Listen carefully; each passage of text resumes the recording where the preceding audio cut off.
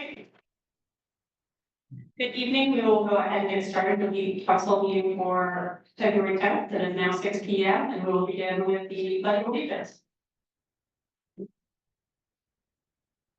Pledge of allegiance to the flag of the United States of America and to the republic for which it stands, one nation, under God, indivisible, with liberty and justice for all. At this time, I'm going to open up public comment for anyone that is online or in the audience. If you'd like to speak, just raise your hand or come up to the podium and let us know who you are.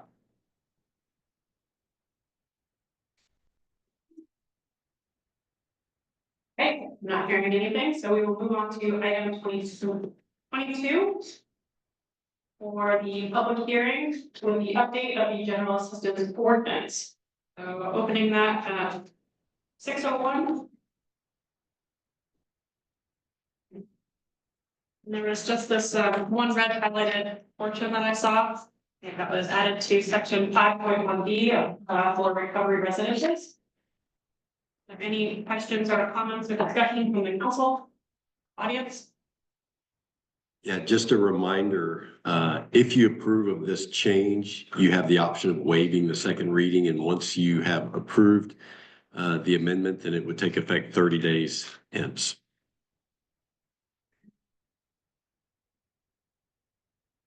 Not hearing anything from anyone online or from the audience. Motion. We'll go ahead and close the public portion of the meeting, also at 6:01. And we'll move on to item 23, consideration of amendments to the 2024 general assistance ordinance. Make a motion to approve the amendments to 2024 general assistance ordinance as presented. Second. Any discussion? Right, all in favor? All are in favor, thank you. I move to waive the second reading. Second. All in favor? All are in favor, thank you. Moving on to item 24, we will open up the public hearing portion for the update of the traffic and parking control board at 6:02. Is there anyone in the audience or online like to speak?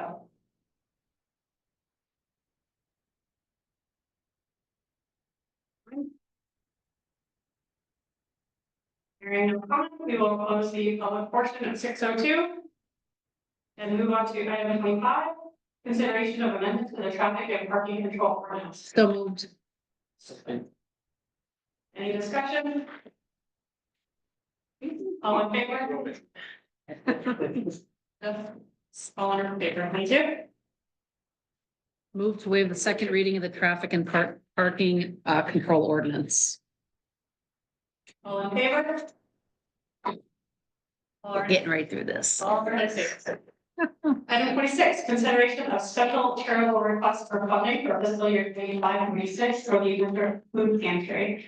We've been there funds to the amount of $2,500. We have people in the audience. Hi,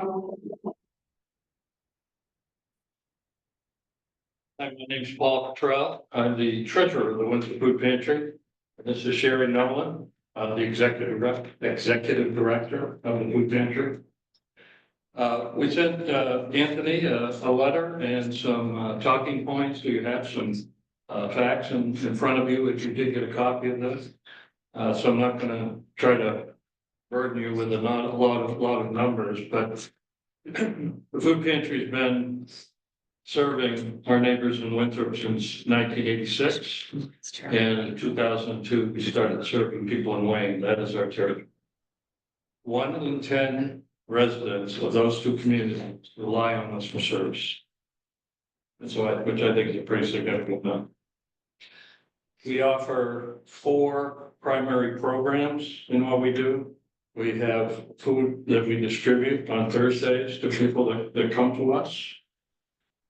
Which we give, dry food, box of prepared food, meat, produce, everything that someone would need.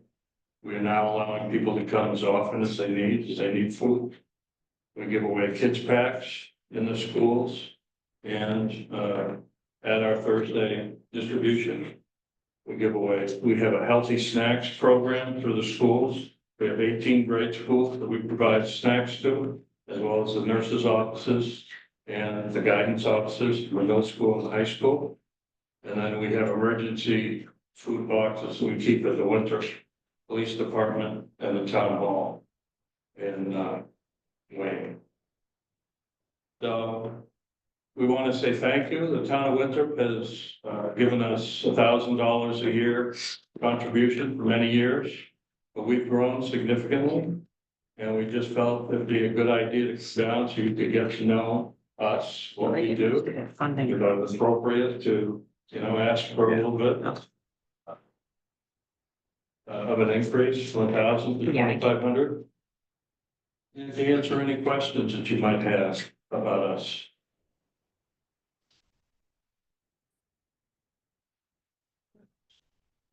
That's simple, what we do, we give away food and, personal care items, cleaning products to people in Winthrop and Wayne.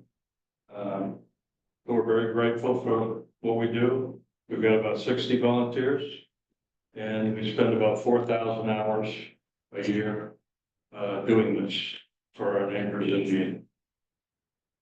Yeah, I just want, I don't have a question. I just want to make a comment. I don't really vote to really give, a lot of these folks that come before us for this money. This, however, the food pantry, I've always felt that this was, something that we should do if we can. So as far as I'm concerned, take it out of, I'd vote to take it out of surplus, the extra $1,000 that we gave them above and beyond, last year. But this is valuable and I can't believe the cost of food for these folks, for everyone's gone up exponentially. So I'm in favor of giving them the 2,500. That's just where I stand. So, but again, I don't, Yeah, I carry on to Linda's thing. I actually just appreciate all that you guys do. yeah. Volunteering your time, giving back to the community. It is important. Fair point. Cost of food these days, you guys go up and ask them a little bit more. Yeah. Right now, I think it's unreasonable. So, thank you. Well, thank you for your comments. We appreciate it. You do. I too, are reiterating the fact that a lifeline for our communities. Sure.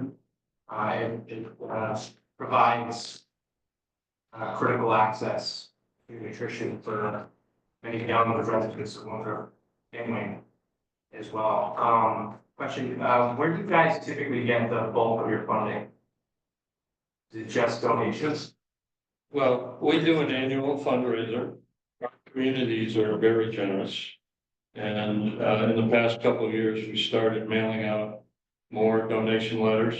We got from the town the list of everyone else's property in Winthrop and Wayne. So we do that. We have started applying for grants with some success.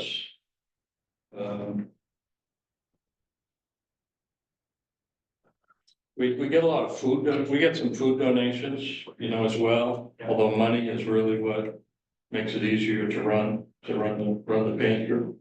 I'll tell you that our budget for 2025, because of the increased numbers of people, price of food and so forth, the budget that I put together is showing a $30,000 loss to start off the year. For the past 2 years, I've had the same situation, but something always seems to happen. Things you don't budget for, like memorial donations or, legacy if somebody passes. You never hope for those, you don't budget for those, but something like that, has happened. And so we've been able to make budget, and hopefully we will, this year as well. Yeah. Thank you. Is this something we'll vote on tonight? Is this something we'll vote on tonight? Yeah. Yeah, we should. Yeah.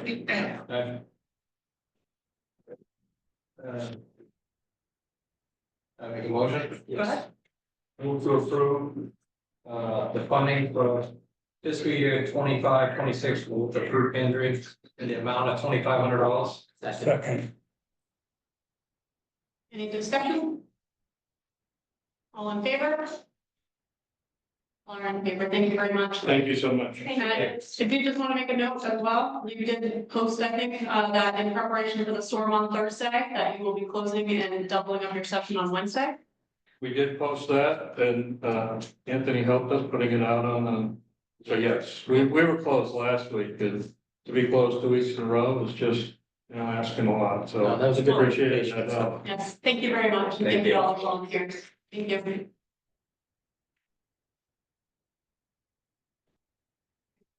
I'm skipping that. Okay. I don't see Timothy Pay, so we will skip down to item 28. If Superintendent Foley is prepared. Yeah.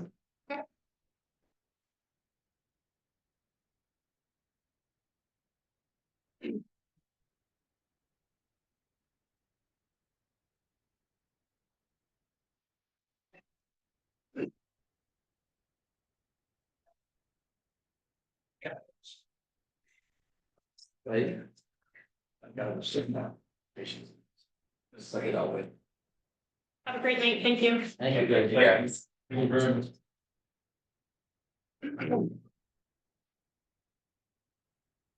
Bear with us here for a second, so it takes a second device to link up with our computer and an AV system. Okay. We can also skip that one.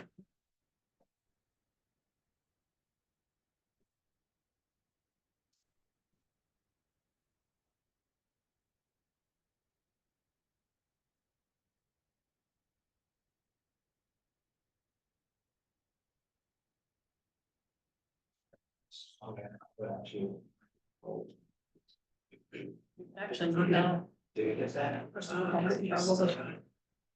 Yeah, let's go. Yeah, you want to do that? You guys prepared to talk about personal policy? Yeah, that's yeah. While Dr. Foley is getting set up, we will just jump right down real quick to item 29, discussion and consideration of the proposed updates to chapter 6 of the personnel policy. And so we did receive some proposed amendments after we had the last discussion. And I did see we have some noted in there, added for Zach's suggestion, regarding the resignation portion. I didn't walk that by. So Okay. I'm fine with that. Is there anything else or not? No, I didn't see anything else. Very thorough. Yeah. Right. Well, if anyone, Make a motion that we approve, the updates to chapter 6 of the personnel policy as presented. any discussion? All in favor? All in favor, yeah, thank you. Dr. Foley, we will jump back to you for item 28. Presentation by Superintendent Becky Foley on fiscal year 26 winter public school budget. Thank you for coming today. You're welcome, and thank you for inviting me.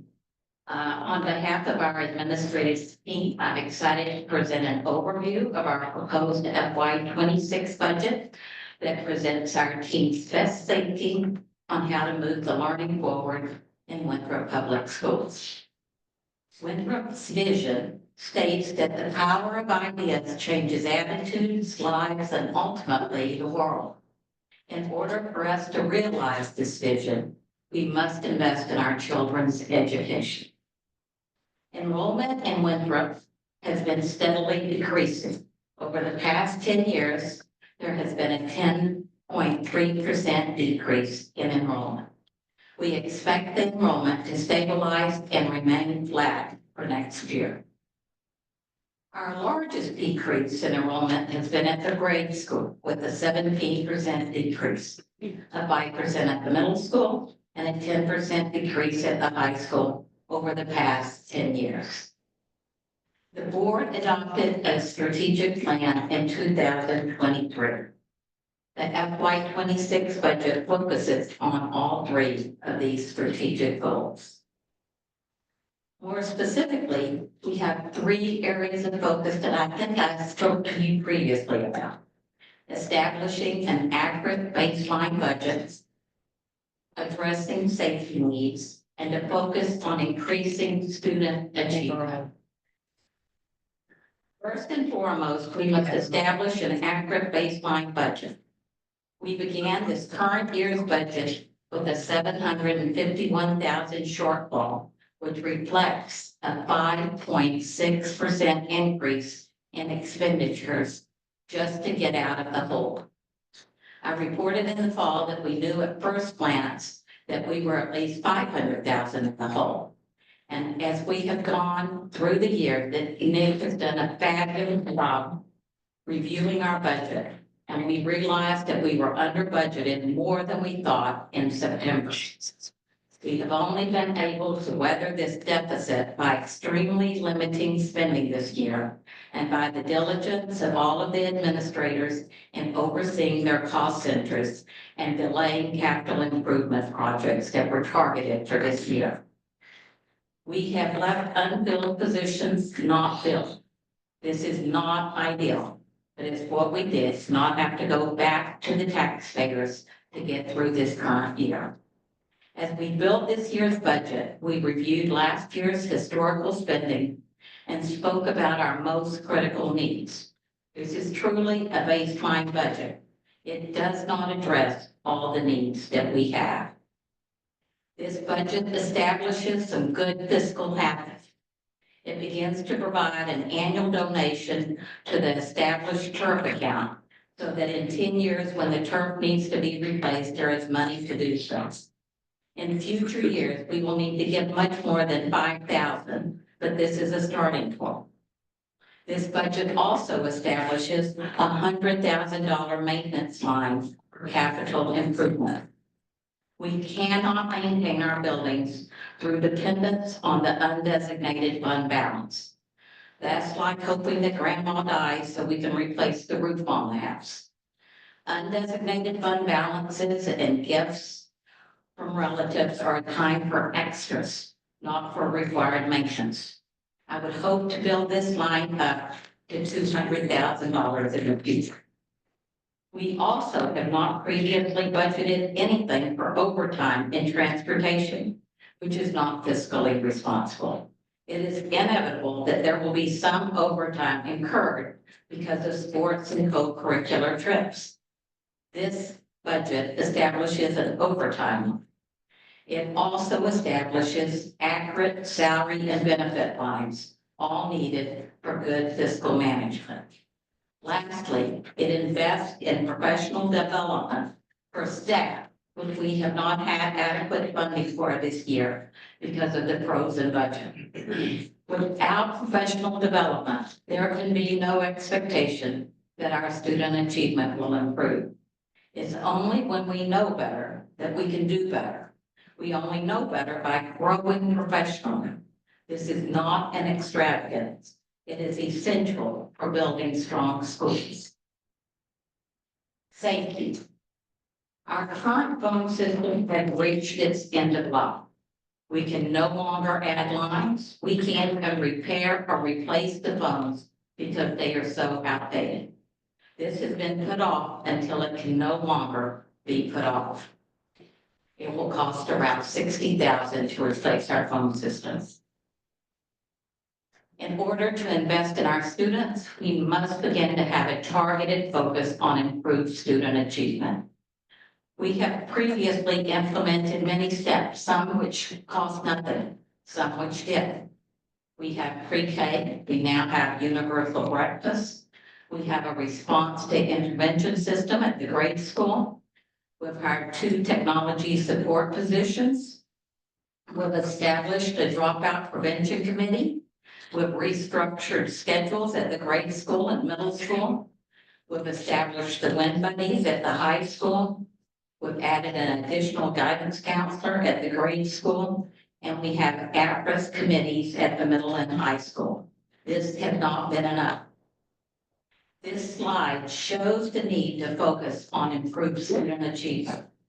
Based upon our state assessment called the NWEA, you want to have all of our students scoring in the yellow, green, and blue. This reading data is not headed in the direction that we want. We want to see the green and blue areas increase over time, and we have the opposite trend happening. The good news is that this has flattened out over the past year, and we now hope to see the blue and green area begin increasing. And we have recommended steps for that. Our math data is also not trending the way we would want it to. Again, we want to see the green and blue areas increase, and we have the opposite trend. As an administrative team, we discussed what was needed to begin reversing these trends. The first is adding an interventionist at the middle school. We had hoped to add a full-time position, but this was cut down to half-time when we saw the increase in the school budget just from establishing the baseline budget and replacing the phone system. This slide shows the reading achievement at the middle school. You can see the need for this interventionist. 49% of our students are not scoring where they need to be in reading. Again, we want them all in the yellow, green, and blue. With the addition of a half-time interventionist, students will receive the targeted interventions that they need to improve. During COVID, we had this position, and then it was cut when the COVID funds went away, and so you can see the result of that. Equally as important, we are seeing a need at the high school for a credit recovery teacher. We had hoped to add a full-time position, but this was cut down to half when we saw an initial increase of 11.25% to the budget. As you may have heard, our dropout rate is also trending in the opposite direction that we would like. We are currently losing about 1 in 4 students. We find it completely unacceptable and hope to remedy this issue partially through the credit recovery teacher. This budget reflects a 9.39% increase in expenditures from this current year. Remember that 5.6% of this increase is digging out of the hole we are currently in. The remaining 3.79% is the increase we would be having if it wasn't for the hole that we are in. A 3.79% increase is a very reasonable request when you consider inflation over the past 12 months is 2.9. Our first budget increase was 11.25%. We met with all administrators after our initial review and reduced spending by more than $200,000 to get to the 9.39% increase. And I've shared a couple of those things we cut. Here is a line graph depicting historical spending on the school budget. Over the past 10 years, it has ranged from a negative 3.05 to our current request for this coming year of 9.39. On this slide, I have added a red line to show the consumer price index or inflation for the same period as the budget changes. There were years that we were not even close to keeping up with inflation. If you add up all of the differences between our budget change and inflation, it comes out as a negative 9.24%. Or another way to say it is that we are 9.24% behind the inflation rate. Our budget has not kept up with inflation over the past 8 years. This shows the increased spending by article. Please remember that many of the numbers that are in the current year are not accurate. Lines were not accurately budgeted, and now that they are for next year's budget, you will see enormous increases in some lines. You really can't compare lines this year, but through the establishment of a baseline budget in future years, the data will be accurate and you will be able to compare year-to-year spending. The major drivers of the 9% increase for the deficit we began the year with, and other areas I've already spoken of. Additionally, we are under budgeted by $100,000 in our subline. We also have a $45,000 increase in our property and casualty insurance rates. We also just discovered in the past 2 weeks that our 15-year partnership with SKCDC, which provided us with free support in our pre-K classrooms, is ending. This requires that we hire an ed tech for the pre-K program so that we meet the state requirements of a 1-to-8 student-teacher ratio. Oh, they funded it. Where we could reduce, we have reduced. We are eliminating 2 classroom teachers at the grade school, 1.5 at middle school, a half-time special ed teacher, 1 bus driver, and the reduction to just 1 year-round busser. We cut supplies and equipment where we could. There are a few areas where there could still be decreases or increases still. We are negotiating 2 contracts and we will not know our medical insurance costs are going up until. A quick glimpse of our revenues. We are receiving less than the state, less from the state, due to the town's property valuation increasing by 110 million from last year. Our tuition payments from Fayette are also decreasing to one of our students graduating.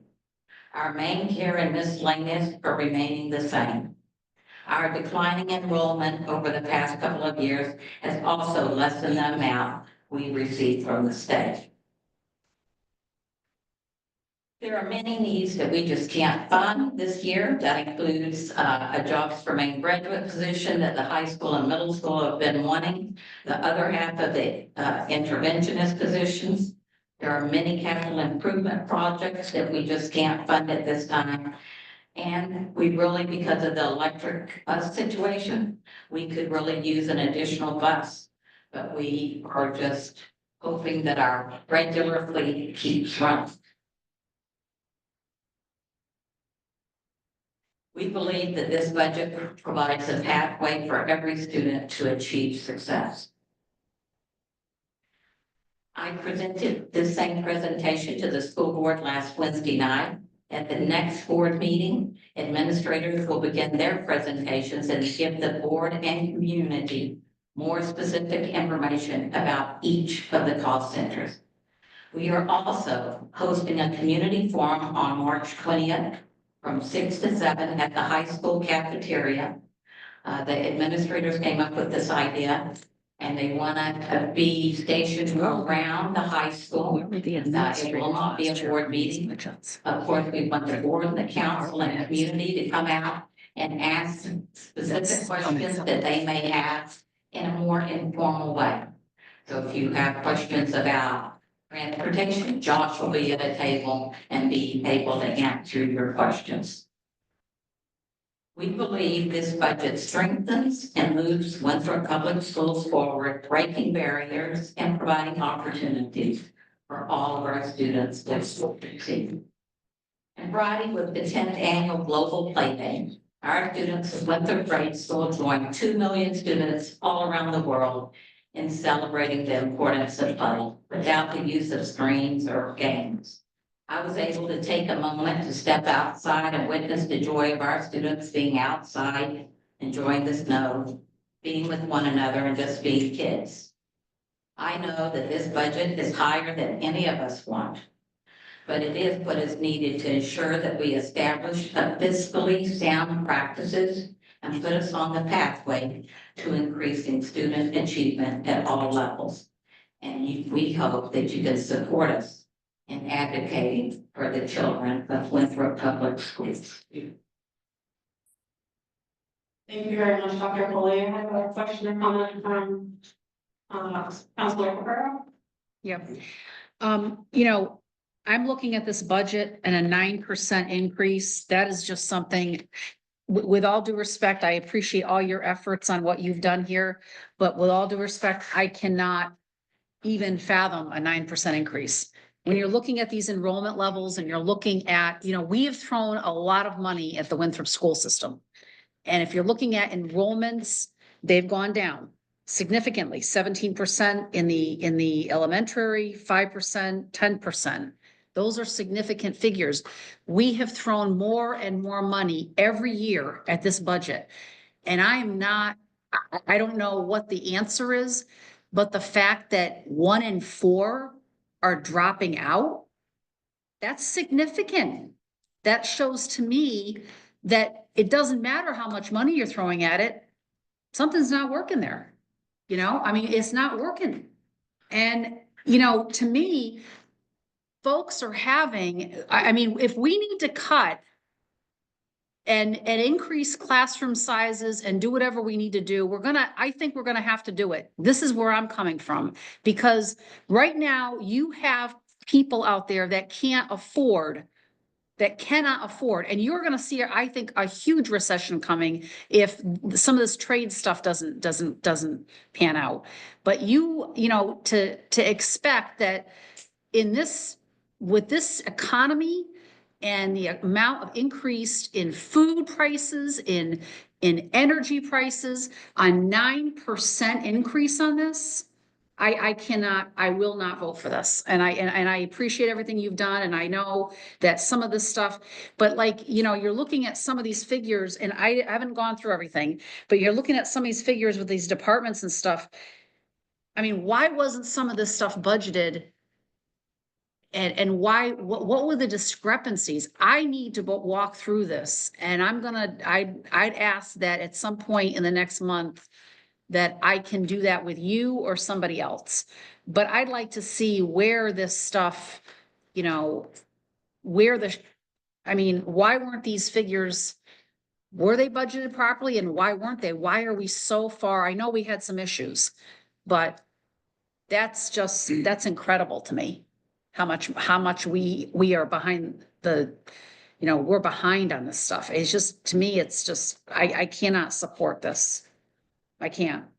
So that's just, I mean, I'm just and that's just initial feedback for me, but. Thank you for that. And again, I appreciate everything you've done, because I know you've done a terrific job at doing what you were handed with. So I'm not, this is just the increase itself. If we're gonna have to do some cutting, we're gonna have to do some major cutting, in my opinion. The enrollments already have gone down significantly. Why do we have the same net level of staff that is servicing an enrollment that's just not where we had it a year or two ago? Councilor West. I kind of concur with Linda, 9% is a big jump. But on the other hand, I appreciate that you're working hard to be as careful as possible. The one thing I'm a little vague in presentation, that's back and forth a little on deferred maintenance versus capital improvements. We've been down that road before, where we deferred maintenance to save budget costs, and then ended up it costing us more in the long haul. So I just would like to be sure that we're not deferring maintenance. Yeah, I appreciate the presentation tonight. I do have a few questions, maybe looking for some more information. I, as well as Linda and Andy, I guess, kind of with I guess I associate a reduction in students, considerable reduction in students with I don't associate it with a 9% increase. If we have a big reduction in students, it would make sense that we wouldn't be looking at a 9% increase if, all else equal. So I'm going to respond to that right now. Yeah, go ahead. We're not expecting a big decrease in students between this year and next year. We expect it to be flat. So so over the past 10 years, you've lost, I don't think, quite 100 students. And if you think about a classroom being typically 20, that's 4 teachers. And I think you saw in my presentation that we are reducing teachers for that type of class, right? So we'll provide 2 at the grade school, 1.5 at the middle of special ed. So right there, that's, 4 teachers. So you just have to remember we're expecting a stable enrollment for this coming year. Well, until the grade school, but by the looks of the numbers, until the grade school kids start getting up into, you know, the later years. I guess we probably should expect to find more at that point, right? I haven't done any type of projected enrollment, I mean, because that's a little bit tricky, but, you know, other than like a current year, I mean, I've had districts where we've paid a lot of money for projected enrollment, and that's just always, I haven't found those to be super useful, Right. to project out more than a year at a time. So I guess what I'd be interested in seeing for data, is a comparison to either per pupil as well as per department to other communities in the area. I think that would be interesting to see. I realize that stuff's changing quickly. I think it would be a good thing to look at. Also, as well as a comparison, you mentioned the fact that, you know, we use the inflation rate. I would like to know the cost of the staff as a whole. How that mirrors the inflation rate. Is it, you know, like, it would be nice to see a graph of that, how much, what they expect, the cost, how much the staff cost increase each year versus the inflation rate. Or teachers. Meaning, or is it, Not reducing, right, Is it- allocating. surpassing inflation? Is it, below the inflation rate? I think. Like that. That's his question.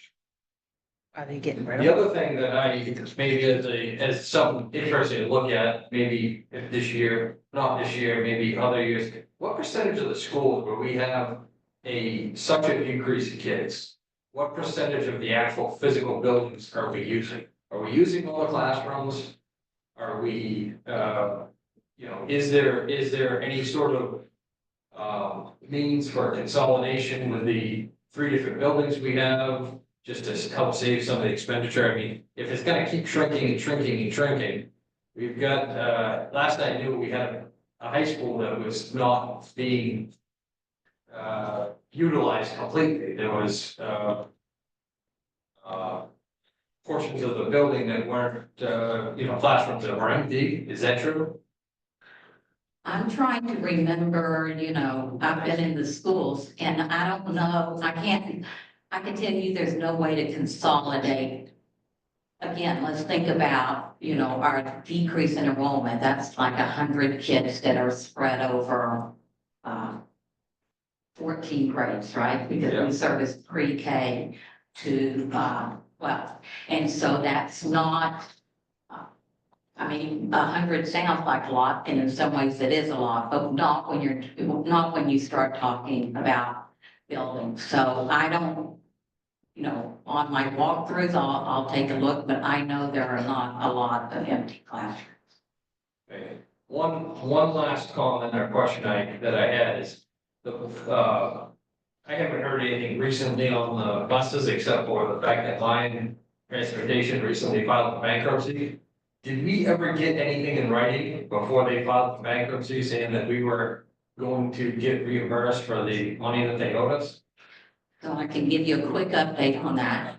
So definitely in an email, I have numerous emails that say we stand by our commitment Yeah. to reimburse you, because after I think Josh and I came to you at one meeting, we found an email when Jim was here.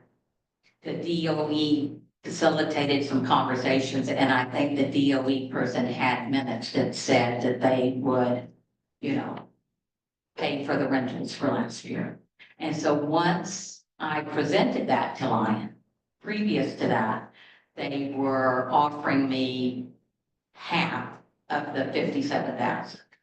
And once I found that, I sent that to them and I said, you know, this is something that you agreed to. And then they said, okay, you know, we will. And, you know, and then it was just kind of like procrastination. I'd reach out every week or two about like, where is the agreement and what's the payment schedule? And then obviously they probably knew what was coming. And so now they've filed for bankruptcy, and now we're to the point, because they owe so much to so many. I really do not believe we'll ever see that. So we had, just within, Alicia was there at that call, we had a Zoom meeting with them to talk about, you know, what we're owed and what's going on. And currently, they are, I think the company is up for sale. And so everything is just like frozen until somebody buys them out. And then we can start negotiating with whatever that company is. And currently, they're so far in debt that they can't even get parts. Like if we say we need a new, if the technician comes to the bus and says, we need part X, they can't, because they're in Canada, they can't get it shipped across the border because they owe UPS and different, you know, people like that. And so they are telling us that we could buy the part, then have the technician, whenever they could get the technician up here. So we haven't had anybody working on our buses for 2 months. And then when some company buys them out, we could then submit the bills for the parts to be reimbursed. And I said, I feel like this is betting on a losing horse, and we are in a financial kind of tight situation. So Partially due to the buses. partially due to the buses. And so I can't see spending more of our money in hopes that somebody will buy out Lion and then stand behind their warranty, because we're still under warranty until August. You plant flowers in them or something? I mean. I know, well, right now, we have, I know at one of my earlier meetings with you where I think been on the job for 3 weeks, you had talked about, us reaching out to our senators and seeing what can be done then. Since that time, Commissioner Macon has sent a letter on behalf to the EPA to all the districts in Maine that own Lion buses, asking for us to be allowed out of the agreement that we have to keep these buses for 5 years. And they, as far as I know, they have not heard back. We had I had an EPA agent reach out to me, and I met with them with Josh. I think it was last week, hoping they would be our answer. And he really is a special agent with the EPA that kind of oversees what can we do differently in the future to avoid this from happening, or to look into whether there was any like fraud committed on Lion's behalf. So he was not able to say, yes, you can be allowed out of this agreement. So that's the latest on the buses, that we are reaching out. Alicia contacted somebody from Susan Collins' office, and we didn't feel like there was anything more that they could do that Commissioner Pender isn't doing, which is reaching out directly to the EPA. Okay. I think that's it. Oh, yeah. Councilor Stu and Caprera, and then Mike. I think I'm kind of getting after this, so station. And not to beat the dead horse, but I did have questions on the bus, because I'm still kind of in bus arena right now, discussion. There's no possible way that you can fall back with a London law. I mean, that just involves regular laws for vehicles. I mean, that seems like that's clearly this would fall under one thing I'd like someone to look into. Can I respond? Yeah, please. Alicia found something in the EPA's Q&A that said something like that. And in our meeting with Lion, I brought that up about whether they would be willing to exchange these for. We have 2 buses that have never had students on. And so we talked about that lemon law and they said that they're not willing to do any kind of exchange like that because of course, whatever inventory that they have at the moment, they're keeping for the sale of the company. And so obviously in my letter, I also wrote a letter in addition to the one Commissioner Macon had written, and I referenced that Q&A. So, I mean, we are looking into that, we're questioning that, but so far, we have not made any. Yes, I've made a big phone call myself. It just seems to me that there's a problem with this federal granted money that we've got. And there's companies out there that have successful buses, that are electric buses that are using them.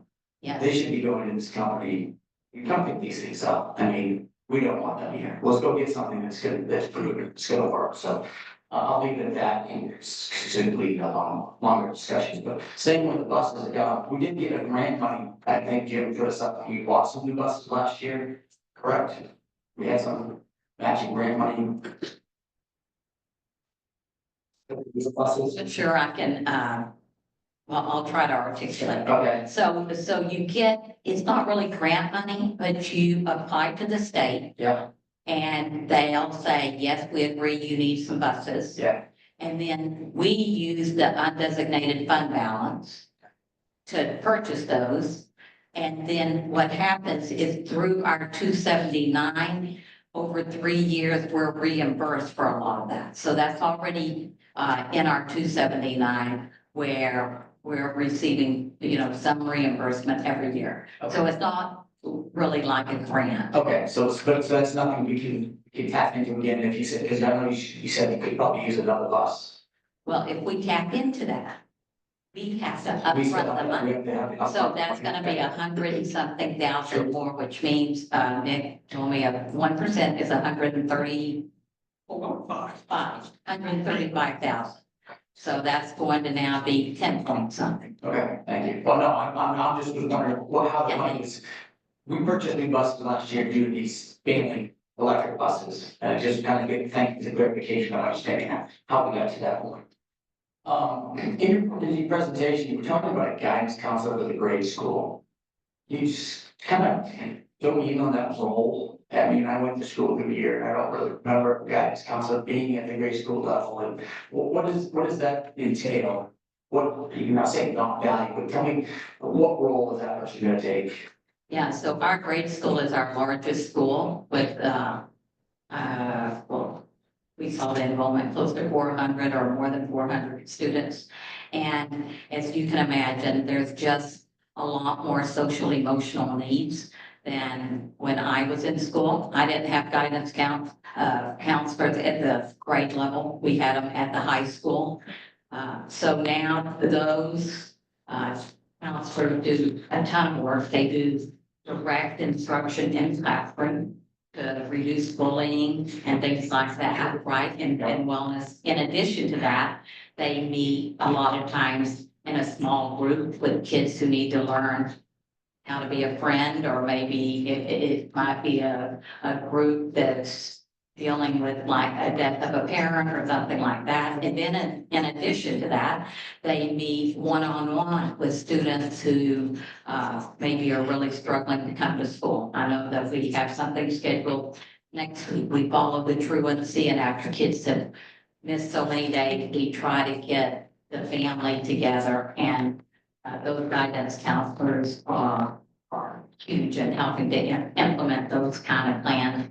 Mostly at the grade school, a lot of kids sometimes have a hard time transitioning from home. So guidance counselors will do like check-ins and check-outs at the beginning and end of the day to help those kids be more successful while they're at school. I mean, and staying on that same theme, you talked about a credit recovery. Explain to me a little bit about that, because that's something that's completely out. So, sure, I'd like to understand it, why something like that.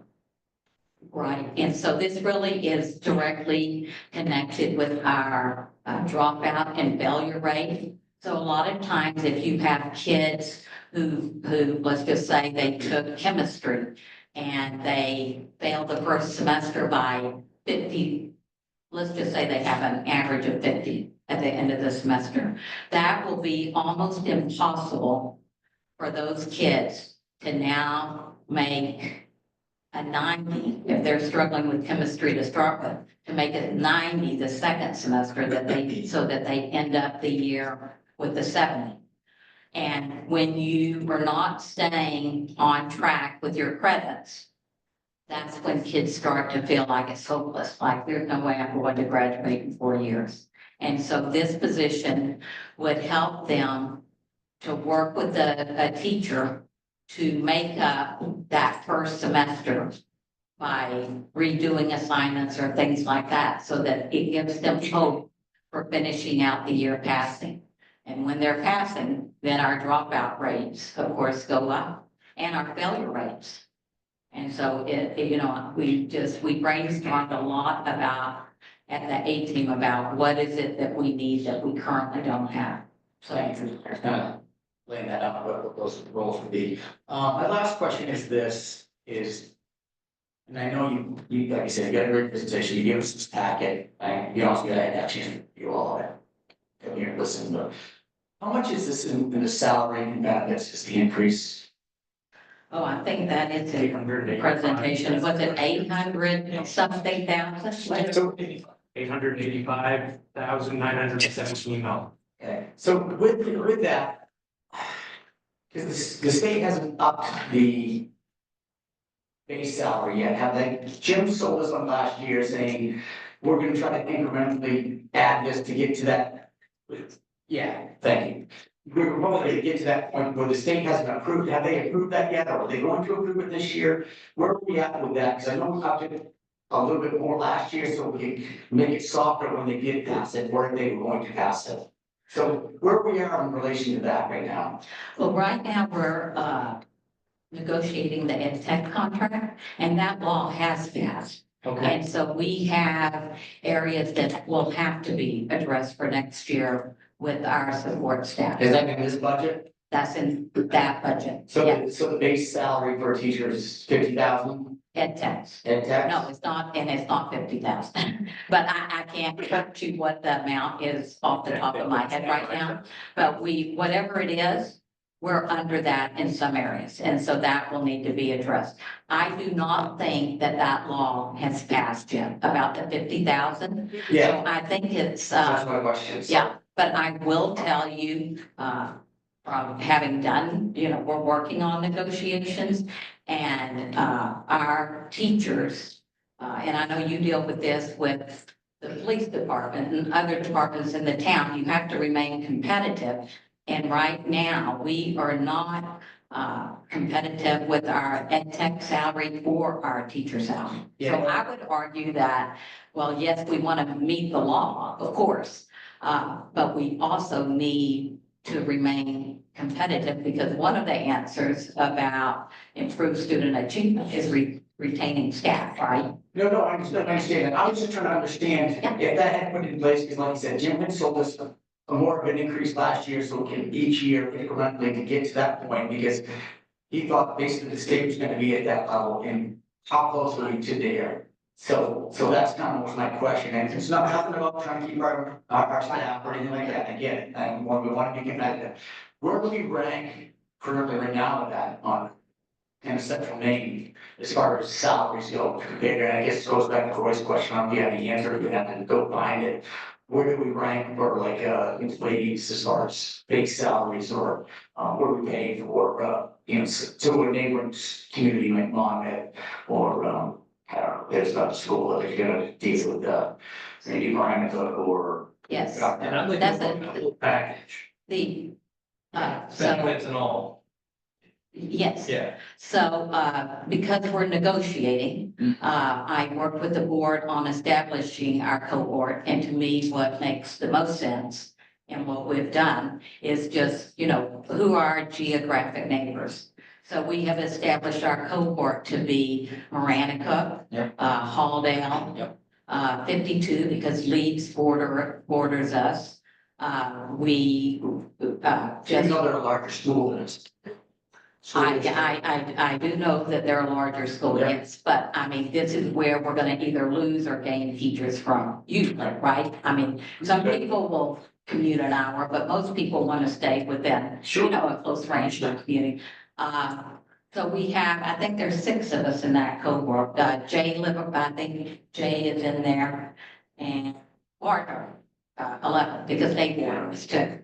And so we didn't go with someplace like Augusta because we did think that was a much kind Did of you? larger and different field, but all What of the, about Monmouth, though? Monmouth is. Yeah, they're in Holiday. Okay. they're in all the tents, right? Yeah, that's it, yeah, I'm C4. Yeah, Or yeah, two, yeah, I think it is too. So we are not, I can tell you with the ed techs that in some areas, I can't remember off the top of my head, whether it was at the beginning or the end, that we're at the bottom. And, with teachers, I haven't done those figures because we, you know, we're not negotiating right now, but I've glanced at them, and again, I think we're near the bottom. Could you provide us those numbers? When you say a Oh, lot, absolutely. are we talking $100 difference, or are we talking No, no. thousands of dollars difference? Yeah. I'd like to see the actual numbers. I'm happy to put that together because I already, you know, I have it, just needs to be put on a table. Yeah. And, in that, when we do that comparison, we always look at dental and, medical. Okay. Yeah, so it's too, so. Yes, That's what it makes it tough. So we're dealing with that, as you know.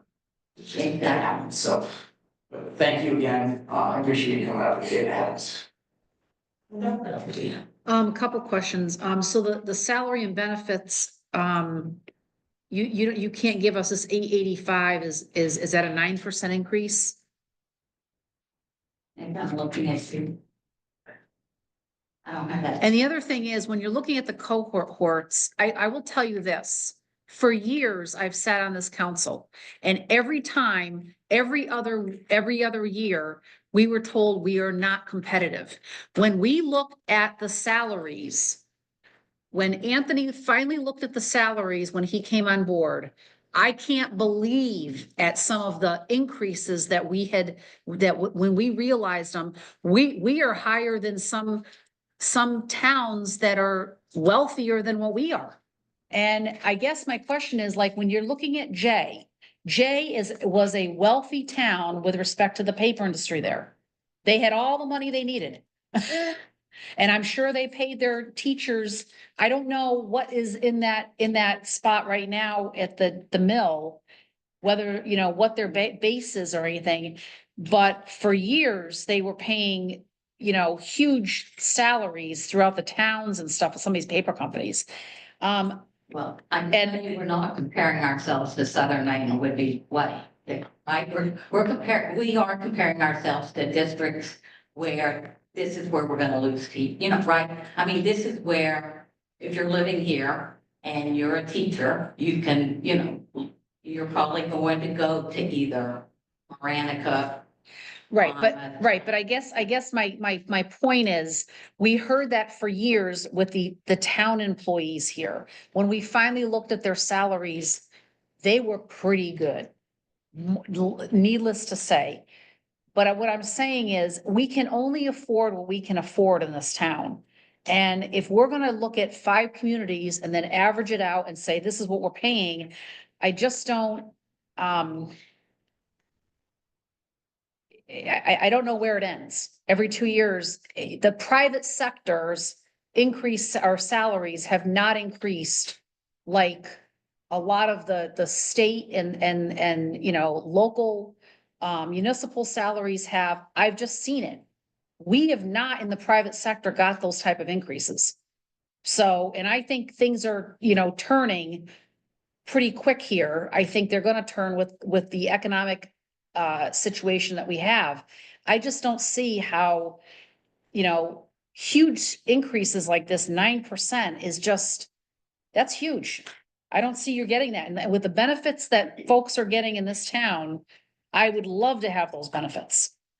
And people don't have them in the private sector. So I think we have to look at the total packages, what we're offering here, and I think they're pretty good, so.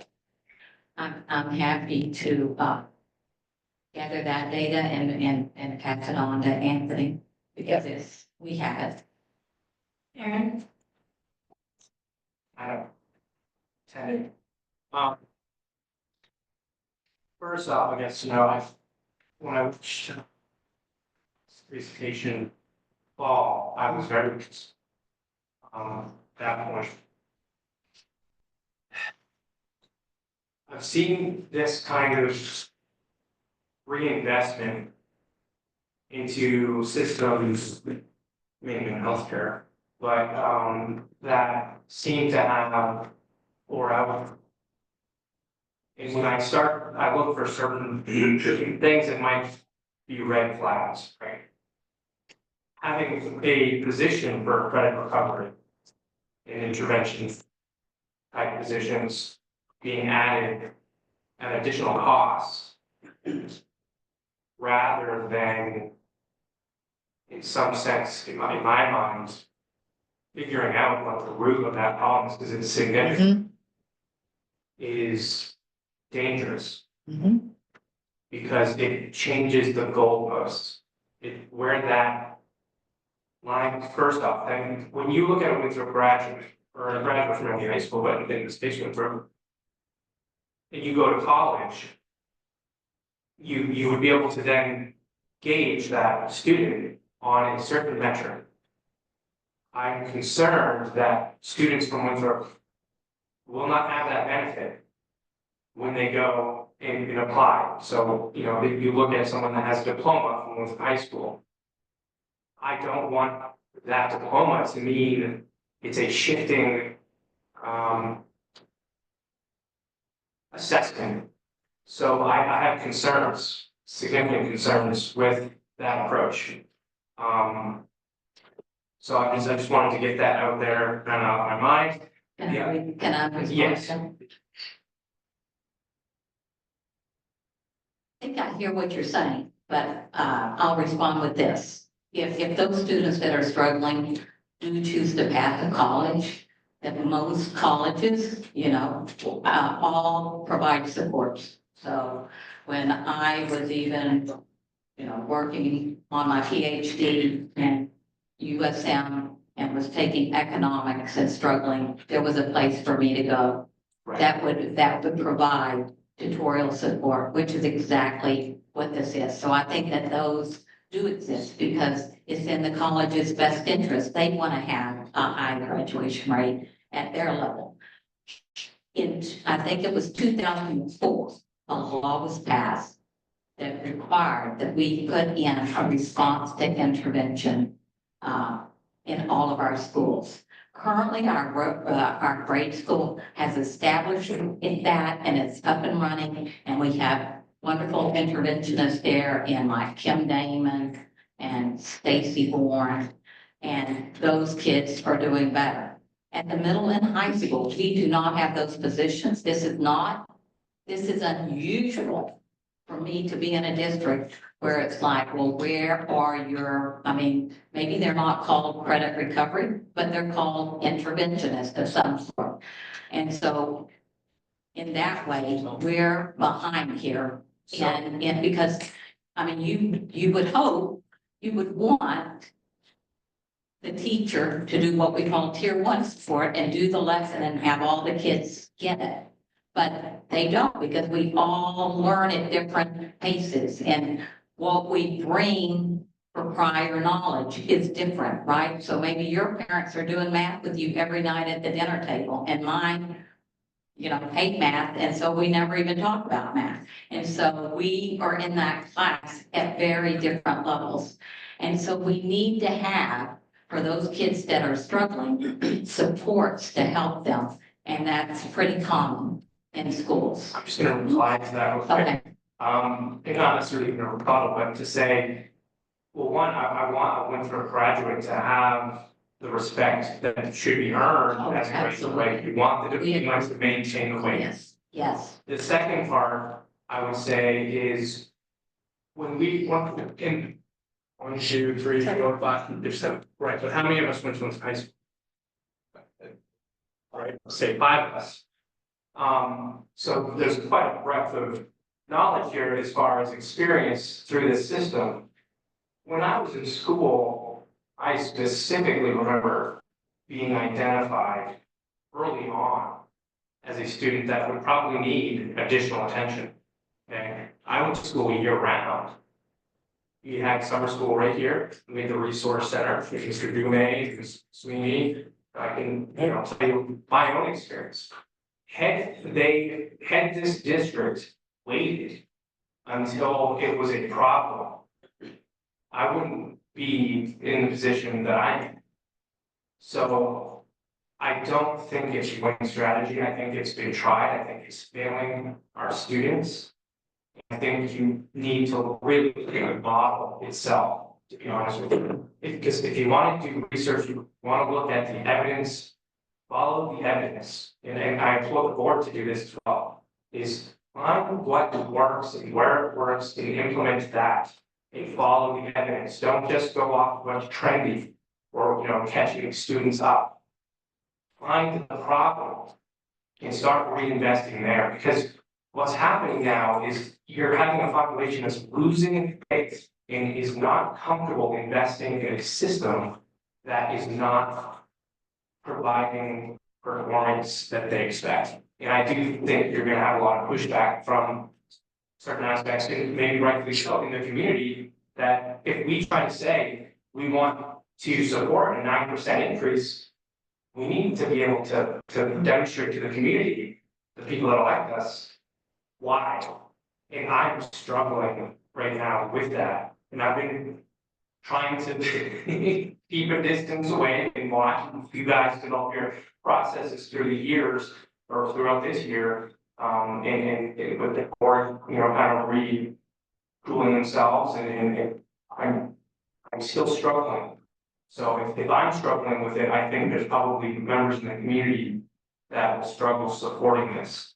So I just want to put that out there. I would really look at that model, refine the evidence, present the evidence that what you're doing, planting is in its worth. In that sense. Thank you for that feedback, because I think I'm probably not doing it justice, because what you're describing is what we're trying to do with that position. That it will be real-time intervention before the students are getting too far behind, which is what I'm hearing you say, don't wait until they're totally failing. Right. And so, yes, That's not needing to catch up, right? Right. We're identifying from having programs in the school that are tailored to getting them up to where they need. I think by the time I was in 5th grade, I was able to leave the resource, having to leave my classroom, right? And come back in. And so I was caught up to a certain degree where then I moved forward. Now, I didn't take AP classes. I started taking in college preparatory classes, maybe my sophomore year, was when I joined Latin. And I did it on a whim. But I always had teachers that knew where I was and what I struggled with, and who kept on me. Yes, I was accountable. And I certainly had no idea what I wanted to do, right? It's like I just went with it, but I was able to do it because of those people that were involved in my life. Because if I had not, I would not have had the opportunity to do and go and see the things, experience things that I have. So enough rambling about that, but I will keep also, I think there are things the town can do to help the school district, whether that end up being housing options, something where we can get creative and add benefits without necessarily increasing a ton of pay, but some value to teachers that want to be attracted to this district, but. thank you. Yeah, mine kind of piggybacks on what Aaron was saying. I guess when I remember going through school, this position you're adding, proposing that, I guess I've never heard of anything dedicated to that.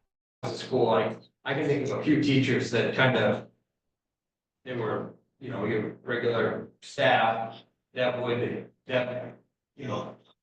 guess I thought of it as their job, intuition, however you put it, to recognize that sort of decline or the students that need the help. And I can think of a few teachers right off the top of my head that kind of said, let's go, what are you doing, you know, what do you need, let's get this back on track. Without actually having a full dedicated staff member to do that. The teachers not do that these days, or? They work very hard, and look at the middle and high school, they have something called an Atlas committee that isn't really, I don't think, costing any additional money, where they are trying to put in things within the current budget or ways to help students. But this is really for, you know, kids who aren't responding to that. So yes, they still do that. You know, they're all working with the kids to help them succeed as much as possible.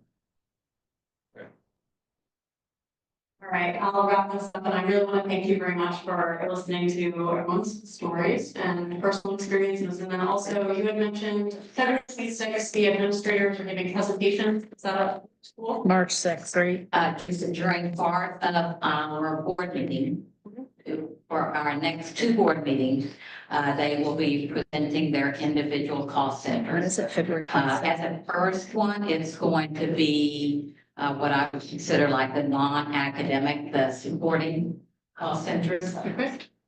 Transportation, maintenance, all of those will be presented. And then at the following board meeting, which I think is the beginning of March, those will be the principal, Megan White, and Sue Fawcett. And please, if you get a chance to come to the forums, I think that would be so important. It's the one on that I mentioned on March, I think, is it 20th, I think? Yeah, March 20th.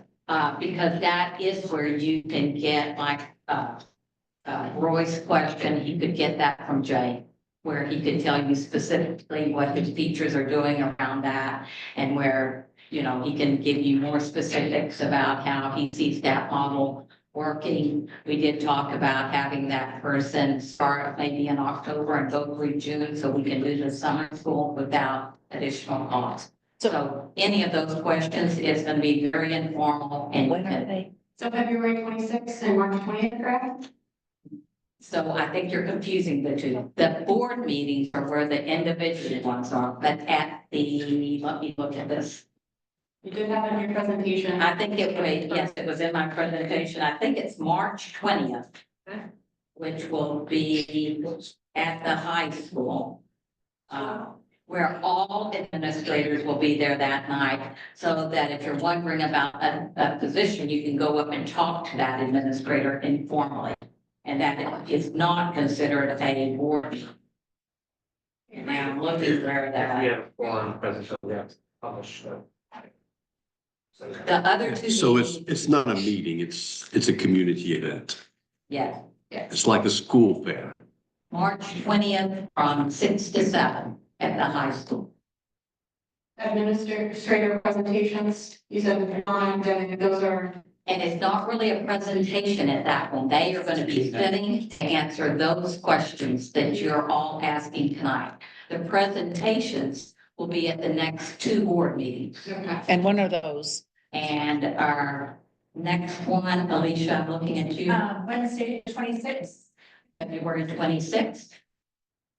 And then March 5th. And March 5th. And those will be more formal presentations. Excellent. All right. Well, thank you very much. And I appreciate this budget. We'll definitely run through it, and then for questions to you through Anthony. Yes, thank you. Thank you very much.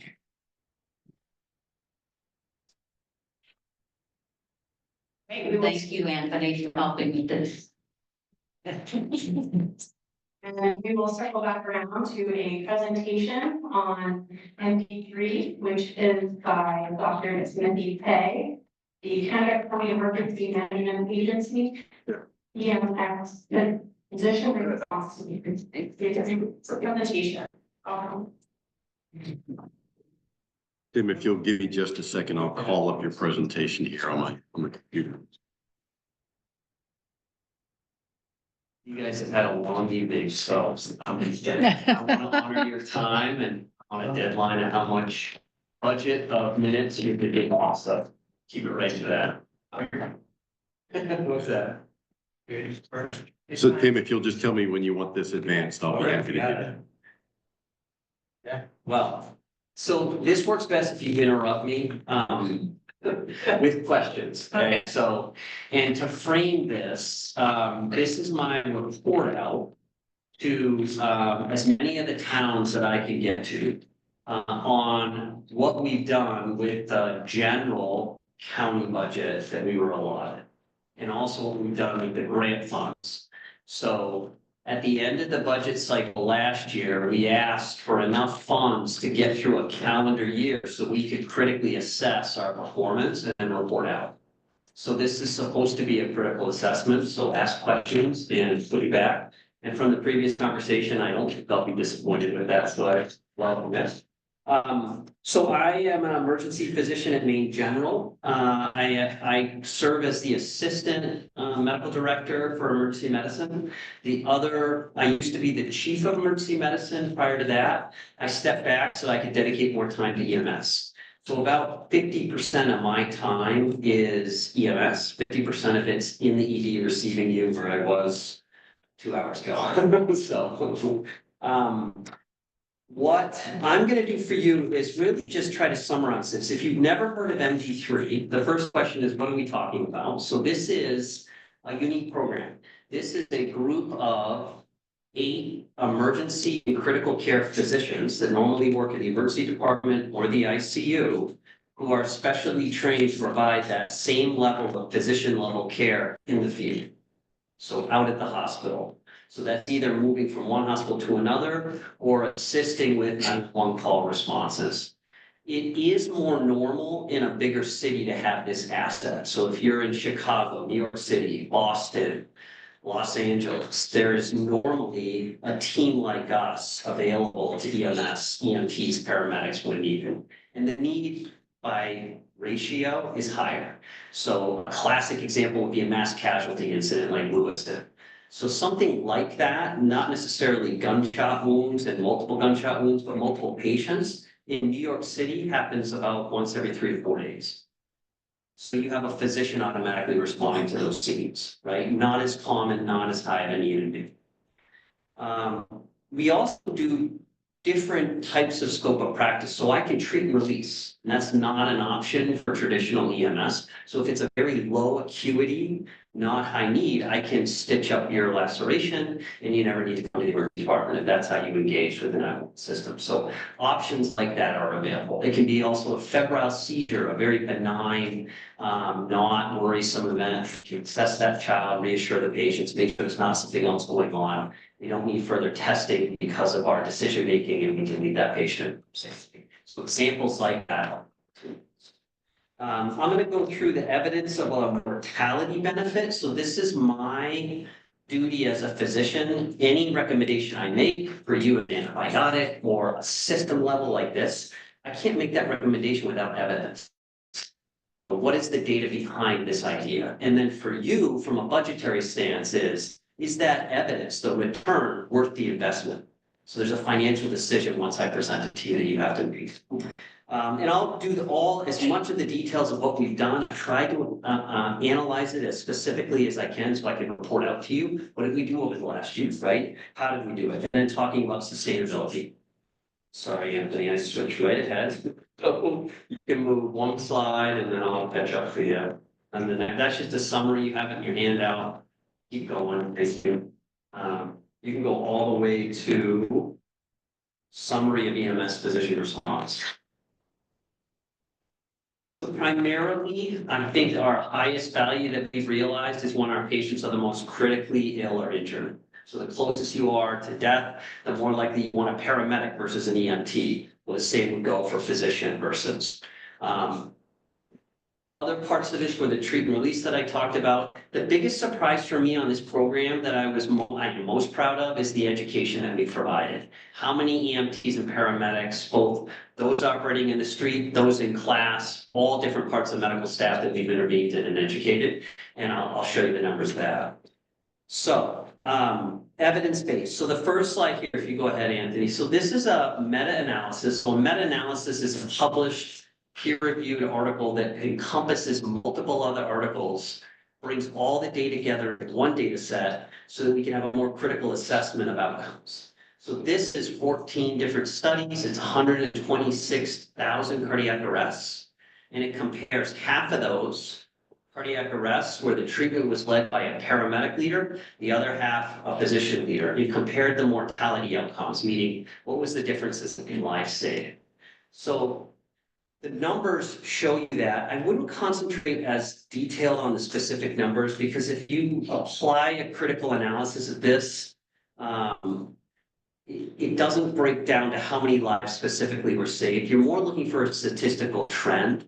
So I don't want to make a statement of the double the likelihood of you surviving, because I think that's a bit of a stretch as a physician, okay? But I do want you to see that there is a statistically significant mortality benefit, which is great if we're there for you.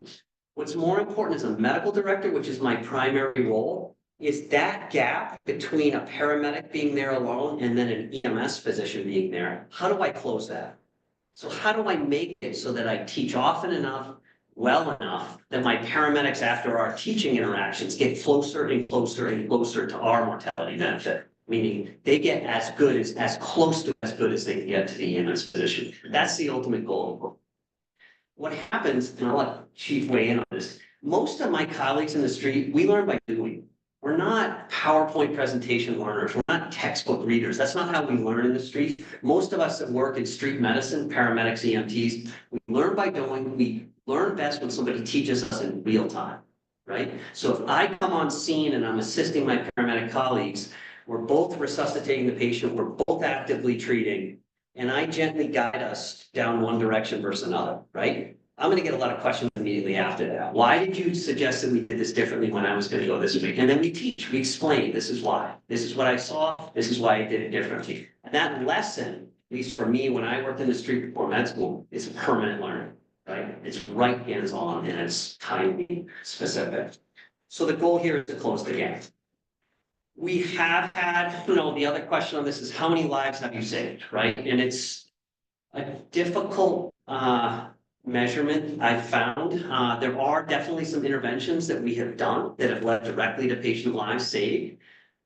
But we've taught those, and everyone that was there with us were a part of that save, and now they walk away with that knowledge. So if you go to the next slide, this is an example of that, a specific example during our program. So every single EMT, AEMT, and paramedic that was involved in this resuscitation, and that's over 10 people, got this same award, right? This is a group effort save. That patient is alive after cardiac arrest, thinking normally, talking normally with their family. There was an intervention that the physician did, and that intervention did directly lead to pulse being achieved and that patient's life being saved, but that was taught and continues to be taught right afterwards, right? And it was within the scope of everyone there, but just was a new skill, new protocol, a newly written skill set that penetrated to everybody all the time. So, but it's a great example of us not only getting the save, but also right after that. The other meta-analysis I have is on severe trauma, because the most common and most critically ill and injured would be cardiac arrest and severe trauma, meaning bleeding out, losing blood pressure, right, getting closer to death from trauma. And when you insert physicians, again, in severe trauma, you increase the chances of surviving. The interesting thing about this next one, and you can go to the next slide, Anthony, is that statistical significant impact is only true if you add a helicopter in severe trauma. So the reason being is when you suffer a motor vehicle crash that risks your life, you need a trauma operating. You need a trauma surgeon team to survive that. We as paramedics and EMS physicians can help increase your ability to survive to that time, but it's time urgent, right? You really need a helicopter to get that operating. You need the right operating room. It's really Bangor, Lewiston, Portland is the ideal. The problem is our helicopters only respond, would you 2/3 of the time? That's been my historic, does that feel right? That's probably inflated. Yeah. Okay. I think they're getting better because they've added a fleet of ground ambulances to Life Flight. And so now they're approaching 80% when we ask they can come, right? But they have competing missions, they have weather in Maine that makes it hard to fly. It really doesn't help us on the scene to have the ground ambulance to come from Bangor or Portland or Lewiston.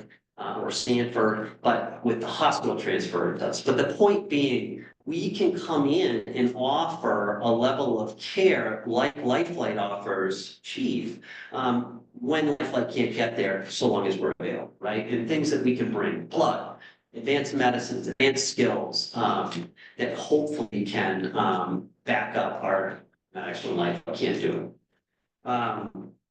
The next slide would be one of the critiques. So let's get to the critical part of this program. I am one fly car, one vehicle throughout all of Kennebec County. Okay, so the question I would ask is, how are you useful? How can you get there every time we need you? How often are you available?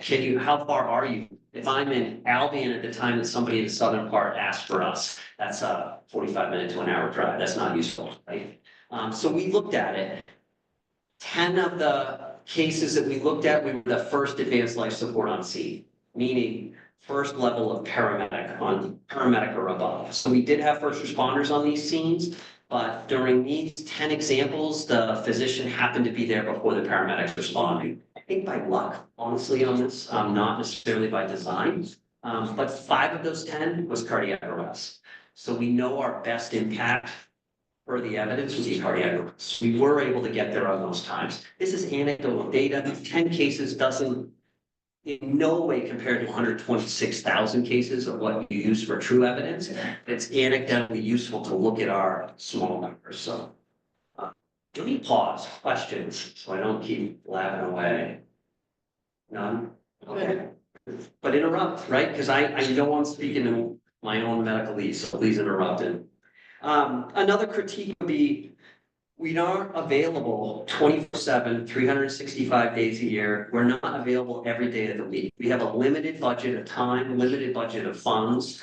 And so what we took is our initial budget that we were granted, we tried to maximize that by placing ourselves where we predicted the highest volume of need was. And that happens to be this data that you're looking at. This is 2018 state of Maine data throughout, looking at when are the 911 calls the most prevalent. And we just boxed out that 12 hours because that was our initial budget. And then we boxed out the 5 out of the 7 days where we went for the highest volume. So this just reflects the times we're available is the predicted highest need. And next, the scope of practice. This is a little bit of a technical slide for those that are medically literate, I guess. What do we do that's beyond your standard EMS? 911 response. So this is examples of the emergent surgery that an EMS physician can do. That's delivering a baby surgically in the field if need be. That's cutting off a limb if it's trapped. These are the traditional, very rare, thankfully needed issues. But this is what we would at our extremes offer. It's very rare, but it works within emergency medicine, which is high acuity, low occurrence. That's the art of our medicine. Right? So we do have skill sets that we rarely use, maybe once or twice in our careers, but we're ready for that because those skills are the difference between a patient living and a patient dying, right? So if we can train up and offer that, that's where it's valued. But it's measured by single patients, not by statistical significance. Okay. Questions on that? There are things that you could do, that like a regular EMS, right? You mentioned that in the presentation, right? Like there's certain stuff that if you're a doctor, like you can actually do it, and even though an EMS might know how to do it or could do it, they're not really know how to do it. Is that correct? So there's scope of practice is how we determine it, right? So yes. There are things that a paramedic can do that an EMT can't, right? And there are things that a critical care paramedic can do that a paramedic can't do. There are also paramedics in other states that can do things that they can't do here in Maine, right? So there's lots of different scopes of practice, but for sure there is a gap between what an EMS physician can do and what any paramedic in the country can do. And it's not that, and I want to be careful with that, any skill is teachable, right? Yeah, I was guess, taught legally, like, are you Yes. allowed to, like, since you're there, like, they can do more to save the life potentially, or? Not exactly. I mean, they can absolutely assist us, yes, for sure. Yeah. But I can't bring somebody out of their training and expect them to do something they've never been trained to do. Yeah. But if they have been trained or they have the skill set, then yes. Okay. And is that sometimes a bit fluid? Sometimes, but we have to be very careful because you can put a paramedic into a really licensed risk and spot, Yeah, right? yeah. So but you also need to understand, we're EMS physicians, we know exactly what they can do and can't do, right? So that's part of our knowledge base, because several of us write the protocols for the state, right? So we know exactly where the lines are on our EMTs, but it's a great question. And I just want to get back to, the only difference between me being able to do this is a paramedic is trained 2 to 3 years. Is that, if you take an EMT all the way through, is that a fair estimate? And an EMS physician is 12 years. It's just a matter of time in the oven, right? I mean, really, and a lot of us were paramedics before we came, or EMTs or advanced EMTs. So this is not, there's no cape involved here. It's just how much time you were taught. And that expands your skill set, right? So we just want to be very careful. This isn't a superpower. It's just time in the oven, right? It's just lots of time to lecture, lots of time to train, right? And capturing that and bringing it in and spreading it, right? So activities, this is the money shot of what we've done. So how many hours on call over the year? 1,891. How many 911 responses? 211. Interfacility transports, 12. That represents about once a month. Interfacility transport means a patient moving from either inland or main general traditionally to a bigger hospital. Most of the time, that's done by Life Flight or interfacility teams or Delta or Augusta Fire. But every once in a while, about once in a month, the needs of that patient are either so urgent or so intense that they need a physician involved, right? And so we go and basically continue resuscitation while we, along with our colleagues that are part of that team. Teaching, this is what I'm most proud of. It's hard to put 201.5 hours, but 748 students, that's incredible. Like, that is a lot of exposure of, and I'll show you the spread out of what types of students it went. Quality assurance, this is identifying different folks or different agencies that are in need of improvement and constructively teaching and guiding and holding accountable. We offer that assistance. And then community outreach, this is another. Yeah, I'm sure at least half an hour, maybe 20 minutes. Questions? So teaching, this is next slide's an example of everywhere we've been. This is a sampling of it. But when you look at this carefully, you're looking at everything from the mid-Maine Technical Center EMT high school vocational course, all the way through to Maine Dartmouth Family Medicine resident physicians, right? And everyone in between. Just trying to capture the time that we're on call and teach as often as people will have us, right? So constantly offering our teaching. A lot of this is also real time, meaning after a cardiac arrest or after another call, debriefing it, talking about what went well, what could have done better, teaching any skill sets. And then we can go to the next slide. This is what it looks like. So what you see on the bottom left is Augusta Fire's annual airway course. So they take all their paramedics and advanced EMTs and they run them through advanced airway skills. We have 4 stations, multiple physicians involved, and we're teaching surgical airway or we're teaching complicated airway management. We run every paramedic through it. Up on the top right is Fairfield Benton after a cardiac arrest. So we had just completed a cardiac arrest. We end up coming back to the station, we restock our equipment, and then we just do what we call hot wash, which is just break down what went well, answer questions, what could have gone better, talk it through. That's a lot of the education we do.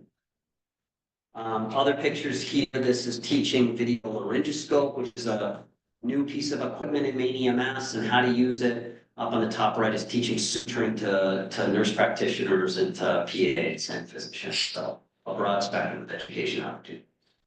And then next slide. Highlight cases. So this is just some of the highlight cases that we've been involved in. I think one of the interesting ones for me, I didn't anticipate this being it, but non-convulsive status epilepticus, that's a mouthful. Status epilepticus is a type of seizure that doesn't stop. So it's the version of seizures that are life-threatening. Paramedics have specific medications, treat and stop this. They're taught to recognize this. Often seizures are pretty obvious. They're full body convulsions like you would see on TV, except this. So what can happen in some clinical situations is you treat it, the body stops convulsion, but the brain is still in an electric storm, still life-threatening to them, right? Very difficult to recognize, both at physicians and others. We came in on 3 different cases during the year We assessed the patient and convulsion, said stop, recognized on our exam findings that they were still seizing, and again, taught that recognition, that fine-tuned recognition of very subtle eye movement or very subtle tongue movement or stiff limbs that weren't really easy to recognize at first pass. And then teach it and teach it and teach it, give the extra medications, bring them out of the electrical storm and get these patients to take. 2 of those patients were 2 years old. So high impact, right? And I have to say, it was a surprise for me. I didn't teach this before this year. Now this is a regular part of my education current, right? Is non-convulsive status. It's just not something I recognized that was a need or we would see. It was something I thought we just saw in the hospital, right? So it's lessons for me. Everybody's learning from this. So, and many other examples. There's another slide here with other coalesced highlights of cases. I have to be very careful. Maine is one big small town. So whenever I share data like this, it has to be safely anonymous, right? So that none of this is recognizable to any of us because we're all neighbors around here. So I really can't go into too much detail and honor that privacy commitment, but you can look at the broad numbers of 17 cardiac. We respond to a lot more cardiac arrests than 17, but many of those were not directly involved. They either are declared as unsavable pretty rapidly, or we're watching the medics do their magic and we have nothing to add, right? There are times where it's just going so well. Why would you get in the way of that? You just celebrate, right? You give high fives, you just stay out of the way of the magic, right? There are times when we come in and they just need a second medic. That's the level of scope. We serve as an additional paramedic, right? And we're not adding necessarily the physician level skills. I will say the decision-making of having the EMS physician, you do assure that cardiac arrest does go as close to perfect as it can go, right? And so sometimes that's learning in itself. It's just reminding, coaching, reinforcing. But there are a lot of questions that happen in real time. Should we do this or this? Because there's a lot of medicines, do you take a left turn or a right? And we can reinforce, yes, I want us to do it this way, and I'll tell you why. That's the key part. Any intervention we have, we need to be very careful that we're teaching all of it. And we're not getting in the way of disrupting the flow of a senior medic, right? So there is an art to coming in and helping without disrupting. And sometimes, so we often, or we expect feedback and it does not go that way. If we are disrupting, then we need to be redirected. This is where we've been. So this is a heat map of all the calls and how they spread the county. There are opportunities here. When you look at the fringes, you can see that there are towns we haven't been to. You can see really low numbers on the edges. Some of that reflects population. It's just that the calls aren't happening there, but not all of it. I mean, China is 4,000 people and they have 18 responses. I mean, that's remarkable. Belgrade is probably 3,000 to 4,000 people with 15 responses. It makes sense. Augusta and Waterville, they are most popular as far as density. But some of this I'm not 100% sure why we have so many responses. And some of this is just 1 year's data, right? It's just not powered to really see what will happen. Some of that's, I would say. Please. Probably, you utilize Delta's dispatch, right? We do, Okay, so it looks like heavy Delta Yes. territory perhaps, that Yes. dispatchers get that information quicker. It's a great point. It is. And also some of this is also just a reflection of our maturing communications where we just can't hear, right? So there are a lot of hills and some of this relies on us listening, hearing a case that may need our involvement, or at least ask if they need our involvement. There's a lot of times where I'm on the radio, if I hear it say, hey, do you need assistance? Or are you doing okay? And I'll get I'm okay, doc, I don't need you, right? Okay, right? Or I'll show up and poke my head in and say, you doing okay, right? And then a lot of times my seasoned medics look at me and give me a thumbs up and keep taking care of the patient, and I'm out, right? There's no need for me to disrupt their flow. You actually risk at times, it's kind of intimidating to have an ED physician show up over your shoulder. It's like me in a trauma room and a surgeon comes over my shoulder. It is a little intimidating, right? I got to make sure I'm doing the mini surgery that they're going to, make sure I do it right. So there's a lot of emotional risk in some ways. If we're doing it right, we're deeply appreciated when we're and I will say that the more often that we do respond, you'll see it start to gain momentum if people want us there, right? Because they realize it's actually a really constructive experience. That's been overwhelming, the feedback in real time, although I am biased because that's what they tell me. They keep asking me, so the ones that like it keep asking, right? So, there are some that just haven't seen this yet. Great question. Keep asking, please. This is just another way to look at it. Here's the spread, right? Just bar graph style. The next slide is the physicians. This is where they all come from. 3 of these either currently write the statewide protocols or have in the past. 4 of us are either board certified EMS physicians or board eligible. That's an important understanding here. This is a subspecialty of emergency medicine. So cardiology is a subspecialty of internal medicine. Well, EMS physician is a subspecialty of on par. When I challenged this test, it had a 52% pass rate amongst physicians. It was a hard test. That was for 48% of pretty upset docs, right? So it's a high bar for these docs to say that they're board certified. Not all of us are. You actually have to go through a fellowship now, specific year extra training to be able to challenge the test. Go ahead. That comes to one of my questions Yeah. that I put down too. For your program specifically, has Maine EMS adopted a definition or a licensing feature for EMS providers? For, you mean physician level or, yeah, so before we started this Who's program, guarding the guard? what's that? Who's looking over your shoulder? Yeah, exactly. So I have the board of medicine over mine, so. That's right. So just as the Maine EMS board, I have the board of medicine. So my license is accountable to that standard of care. What we did for EMS physicians, we created a pilot outline of the main operating physician. And the idea of it was we came together as board certified EMS physicians to define it and define what the standard was.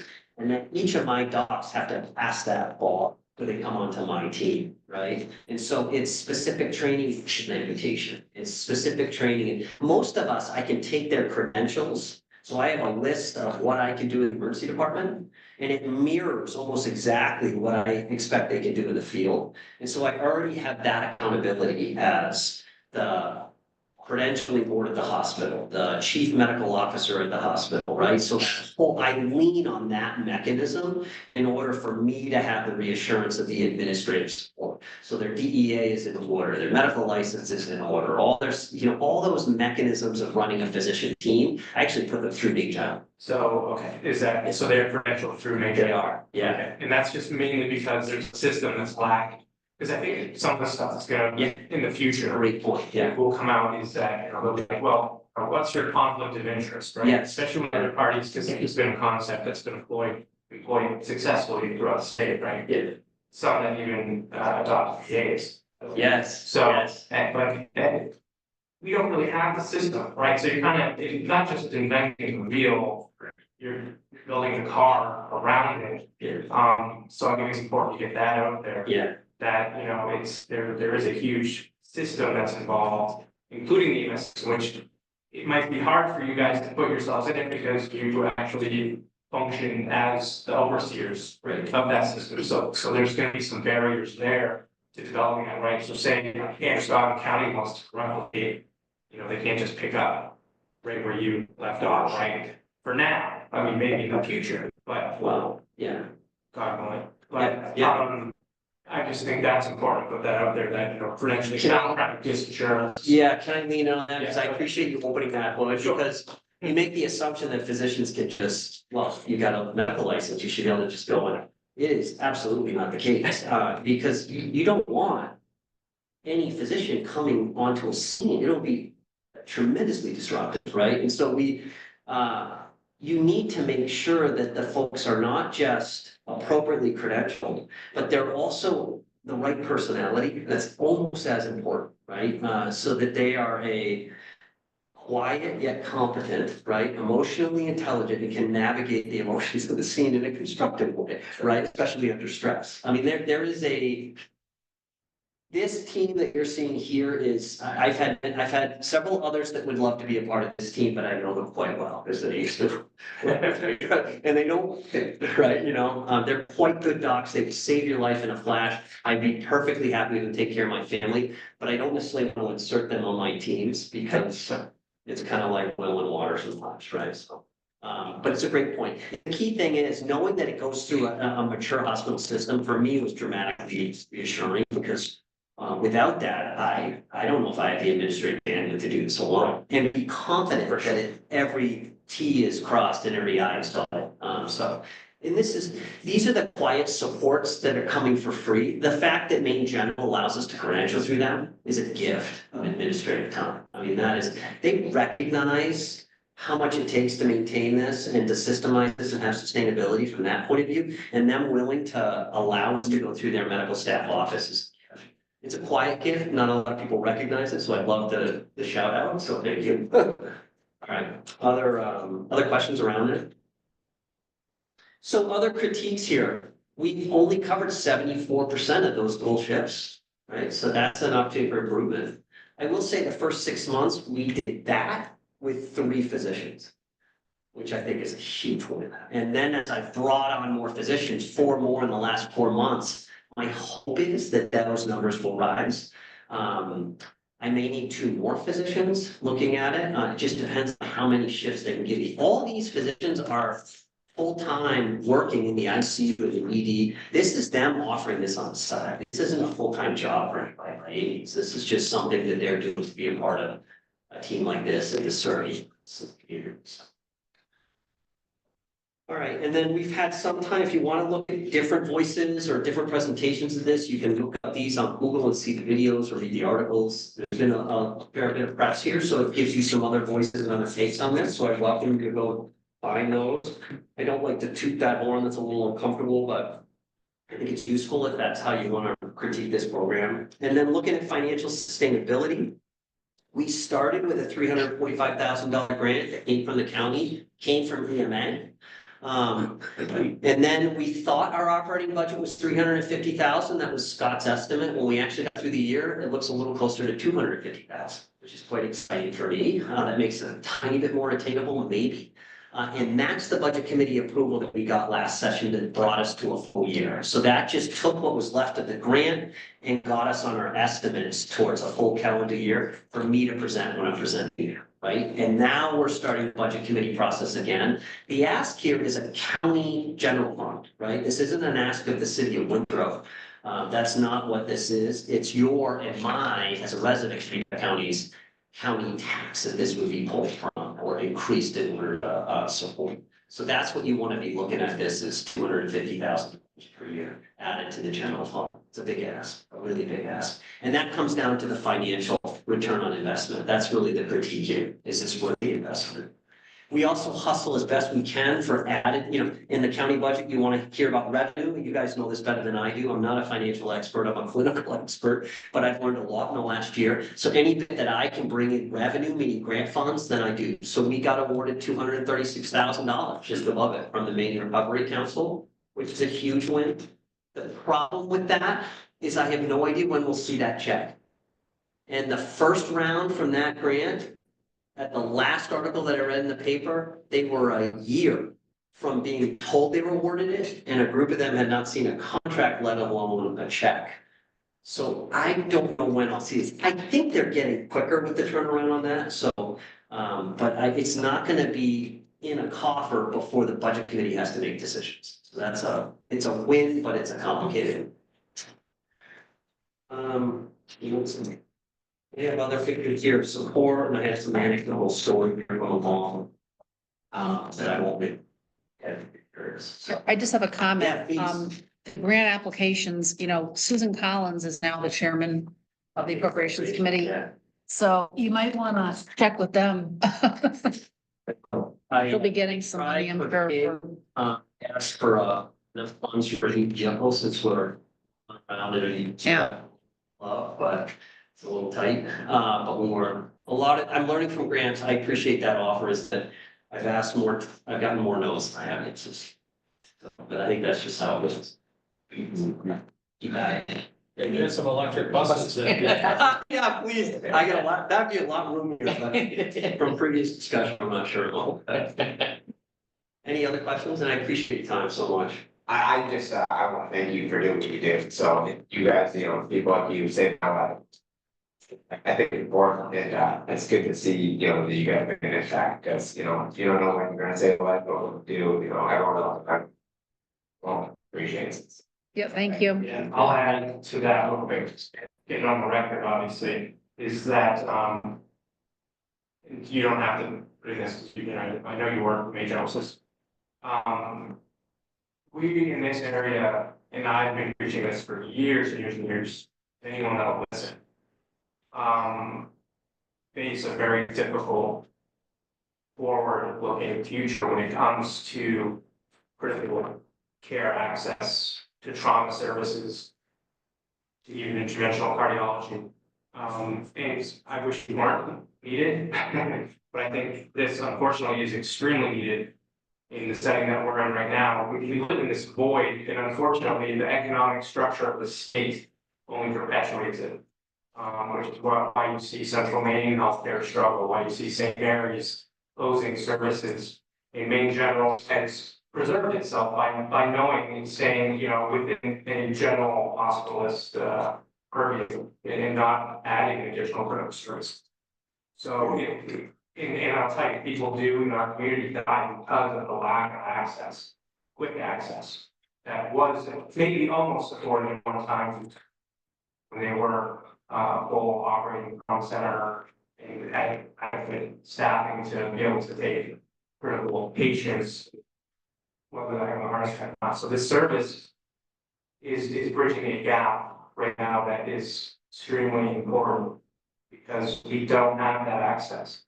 And whether it's blood products, whether it's Dr. Payer or his colleagues being able to identify someone who has a multi-system, that they know, okay, this right now I can stabilize this patient and get this amazing bed in an hour is beyond its weight in gold. And that's your parents, your loved ones on this road, you know, on 202, right? You can see, we see it, read about it all the time. Without, you know, and obviously it's not as good as it could be yet, right? But that's where we should be looking, because we live in this void, you know, until the state does something, until state leadership actually comes forward and says, yes, we are going to make sure that Maine General, Central Maine Health, and Harris provides full service in this area, because they can't compete isolated on an island with Northern Light and Maine Health. And we know Northern Light has its own issues. So in the meantime, I think our best hope for providing these types of services is through a service such as the NP3 program. So hopefully that's something I would reiterate over and over again. The void is a problem, but you guys are a solution. So one last thing, Chief Bosdell told me earlier today, Dr. Pay's been champing at the bit to come and do some training at the Winthrop Ambulance Service, and they're still trying to coordinate a good date when all of our staff will be together to do that. So looking forward to having your help. Yeah, appreciate that, yeah. And I think just ending on the teaching point, I think that really is the highest value here. If you can close that gap, and you can make us as close to obsolete or as infrequently needed as possible, that's the win, right? You know, that's really, so it's almost like reduce the numbers, right? Reduce the calls, because our medics, due to education and due to reinforcement and due to support and quality assurance, are that much autonomous, and maybe expansion of scopes. I mean, when I look at this, I am studying the needs. Do we need to give them advanced paralytics and sedation for airway management that Chief and I have had to do on scene? Or do we need blood products in every, you know, a certain number of the paramedic trucks? It shouldn't be us that do it. If the need is there and we see it, then make it happen. And you have the physicians on this team that make it happen, right? So all of this is both expansion, it's education, it's system evaluation. I have so many improvements from protocols after the victory protocol for a year. I mean, I was embarrassed with some of the things I voted for over the last few years. That I think that doesn't even make sense to me, right? You know, so there's a lot of improvement no matter what happens to this program that's already done, right? So it's a win no matter what. So I appreciate your time. Thank you. Thank you.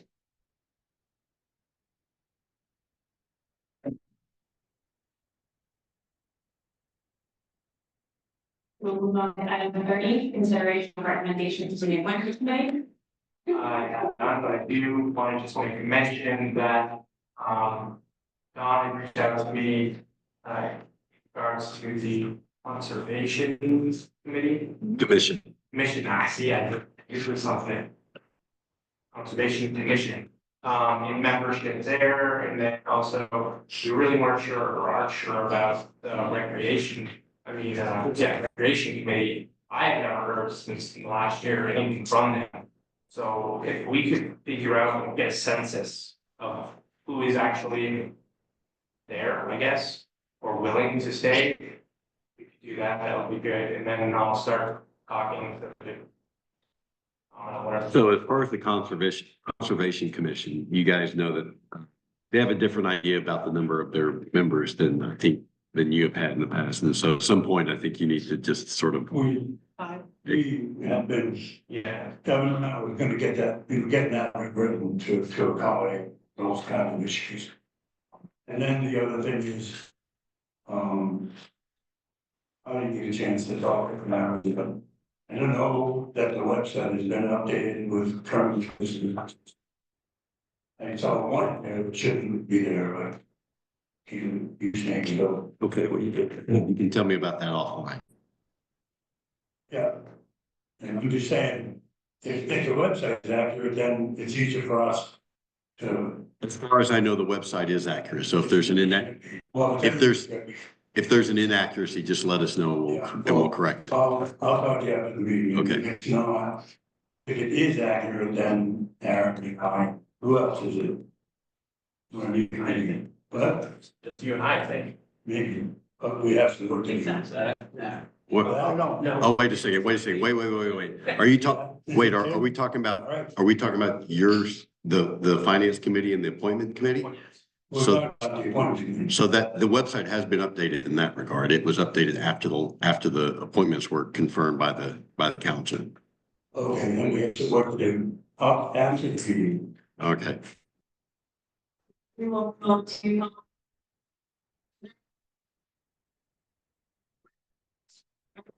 Wonderful. Yeah, so I asked Chief Bostel just to stick around for one more moment because we had a really productive meeting today with town managers and representatives from the communities that make use of both the Winthrop Ambulance Service and the dispatch center. And so once we sort of made our case as to what we wanted to do and why we wanted to do it, I was very pleasantly surprised by the reception that we got. And in fact, you know, I had sort of a different idea of scaling it, of how we would scale those changes in. And the group as a whole wanted to accelerate that a little bit. So what we're going to do is implement that new methodology, beginning with FY26. They will be paying 75% of what we think that they should be paying the first year and 100% the second year. So that will result in a net increase in funding to both of those departments of a combined $140,000. And then it will be more than that the following year. So anyway, Shannon was at the meeting representing the town of Wayne in her new interim position. So is there anything you want to add to that? Okay. And again, Chief Bostel was really instrumental in explaining to everyone that revenue streams for ambulance services are much more tenuous than they ever imagined. And I think it really opened their eyes to the need to ensure the sustainability of the Winthrop Ambulance Service. And even to the point where moving forward, we're going to start incorporating how people can contribute to our capital improvement plan as ambulance service as part of those subsidies. So We should. Oh, absolutely. yeah, and so, well, and I agree, but I wasn't sure how it would be received because initially there was a little bit of gasping. But We it was, gasp every year.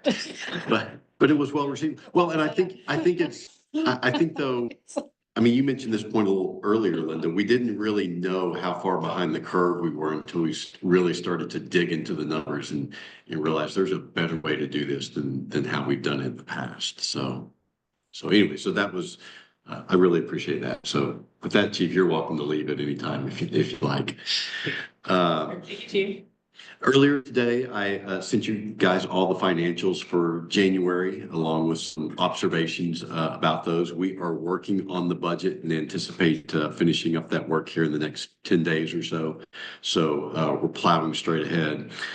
One setback is I was informed today that I am not actually going to be serving on the county's budget committee. There is a stipulation in the law that the 3 members for each district, there must be 2 elected and 1 appointed. And in our district, we actually had 2 appointed, 1 elected. I was the last appointed position. And so I don't know. I don't know. And I have my own thoughts I'm happy to share privately as to why this became an issue, but Are they gonna pull the same stunt they did last year about the increased budget? the budget will increase, but as it is proposed right now, it is only a fraction of what the increase was last year. I think the preliminary budget's like 9% increase, which is, that's not great, but it's a whole lot better than 48%. So anyway, if and when I can, I plan on parachuting into some of those meetings and asking some pointed questions. Just a reminder, the chamber's having a breakfast at 7:30 a.m. on Wednesday, and I'll be giving the presentation there. So Andy, I will see you there. I'll be happy to buy your breakfast. You did say that. I did. 7:30 Wednesday morning. That's correct. I might be able to make it. Wednesday evening, just FYI, I'm going to be participating in the interview panel that will be interviewing the 3 applicants for our superintendent's job. So looking forward to that. That should be a very interesting process. And I was happy to be invited by the school board president. Thursday, just looking at the forecast, there is a chance that we may well be closed on Thursday or for much of Thursday because the snow starts flying early in the morning and doesn't let up until mid-afternoon or so. So we will be watching that very closely. I'll have my computer at home and still be working, but I think the schools right now are also wrestling with how they're gonna handle the weather on Thursday. Looking ahead to our next meeting on March the 3rd. So we've met 3 weeks in a row, so we'll get a break from one another for a few weeks here. And we'll meet again on March the 3rd. And we will have a presentation by our Public Works Director on his vision for our capital improvement plan as it relates to Public Works, sort of like what Chief Brooks did for us at the last meeting. I thought that was a really helpful discussion that we had. And so we want to do the same sort of thing with Public Works that not only involves equipment, but our roads. So stay tuned for that. We'll have 2 more funding requests similar to what we heard tonight from the Friends of Cobbessy and from the Winthrop Heritage Day group. And we had tentatively agreed to have a discussion with some folks who are interested in the town considering a rent control ordinance for mobile home parks. So we'll see if they're still interested in coming and sharing their thoughts with you folks on that. And then just FYI, the following day on March the 4th, I'll be engaged in collective bargaining pretty much the entire day. Happy you. On March 4th. Thank you, Linda. I appreciate your support. And that's the town manager's report. Question,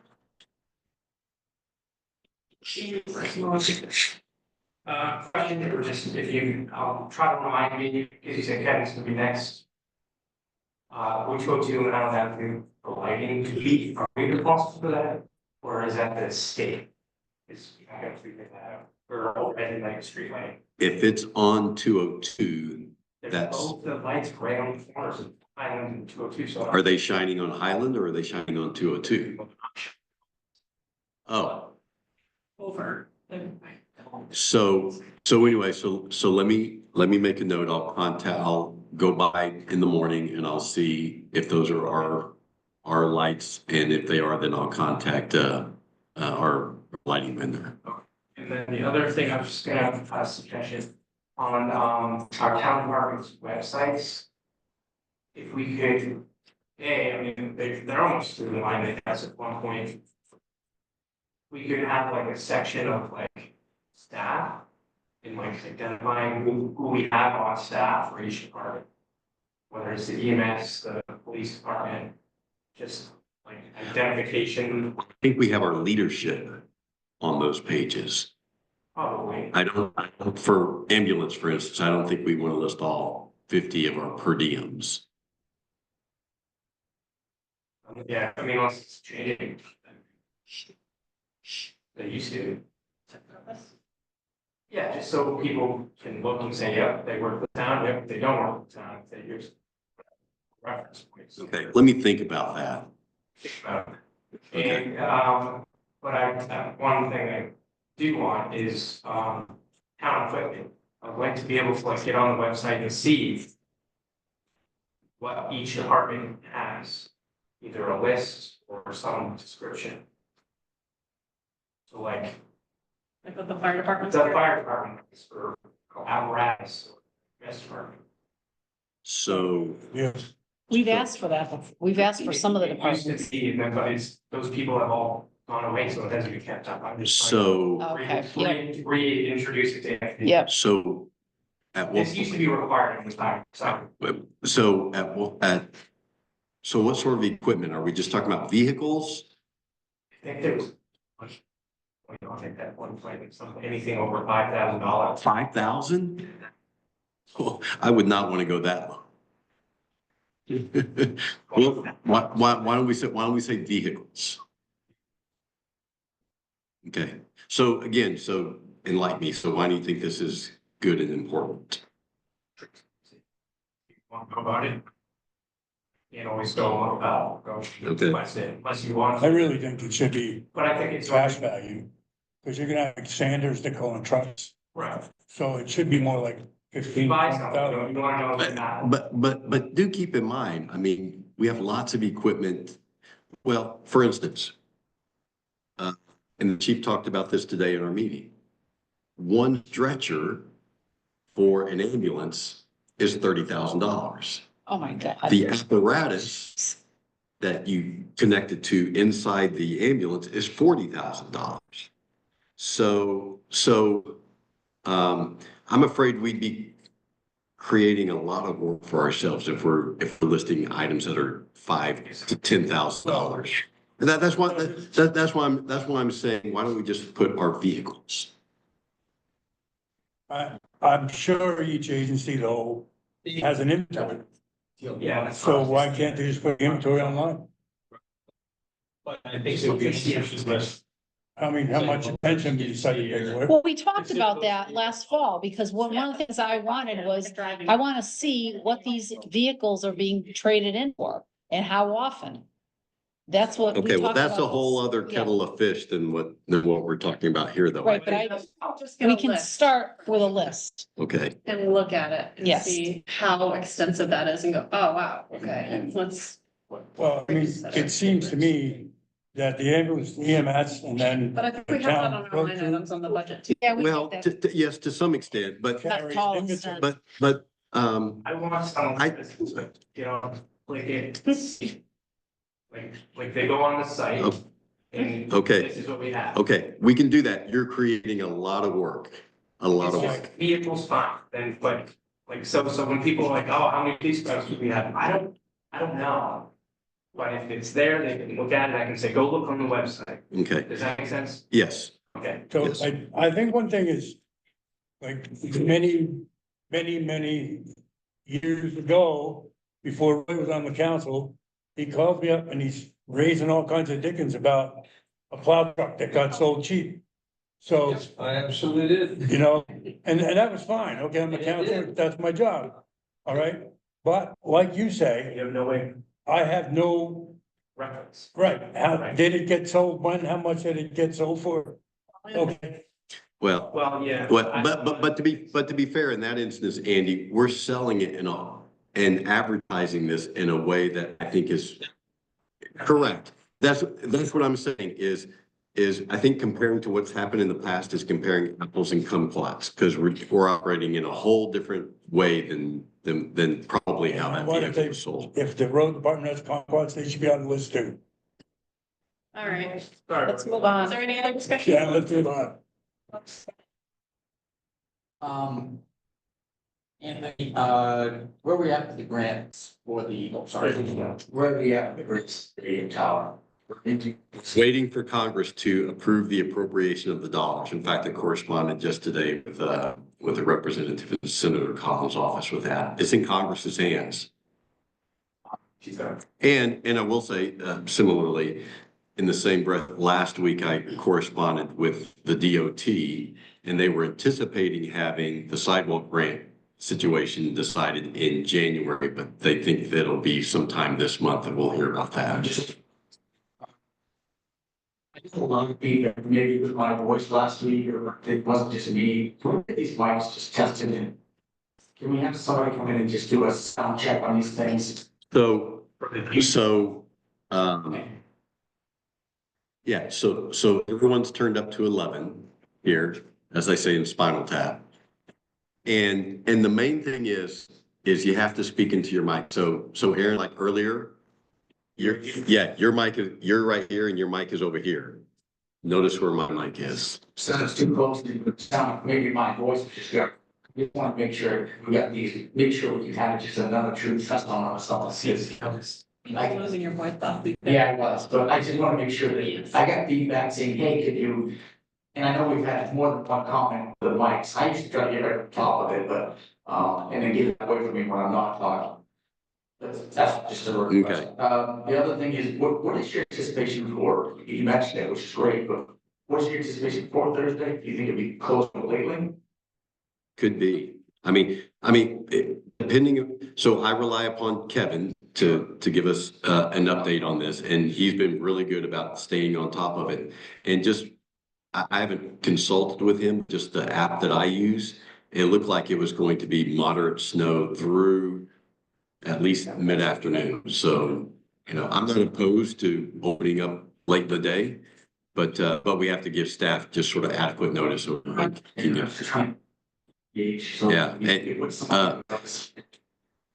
Yes, so I wanted to talk with you folks about this tonight. Tomorrow we'll put out some messaging just to let everyone know this is a possibility. If you have town business, come and see us on Tuesday or Wednesday or Friday, just in case. So, but the forecast I saw was like 6 to 7 inches. Yeah, it's supposed to be soon. Thanks. I got business to do as well. So I just wanted to ask about the status of the installs of heat pumps in our buildings. Where do we stand with that? Finished. All All of them? Okay. Do we have any data of any of them? I guess how long have they been finished? Any of them? So the town office was the last one, and that was just done like 2 weeks ago. Do we have any that have been finished for a while?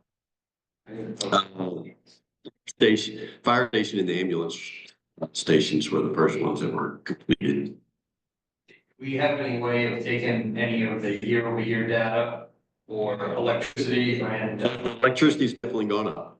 Yeah. The fuel has gone down, and so I think we're good. To know the balance. Well, I think we're going to need a good year's experience before we can really draw any sort of conclusions as to how that's worked. Yeah, Steve mentioned what's still used to be. Yeah, so as far as the heating system goes, we're in a little bit of a wrestling match with the company that installed the heat system over there because the controls are uncontrollable. And so I had a not terribly friendly discussion with the owner of that company last week. And they're going back and looking at what they might be able to do for us. Same with Siemens. And then Dan is also looking at some other options. So we're working on it. Oh, do we have any type of a warranty on that stuff? It's well past the warranty. Yeah.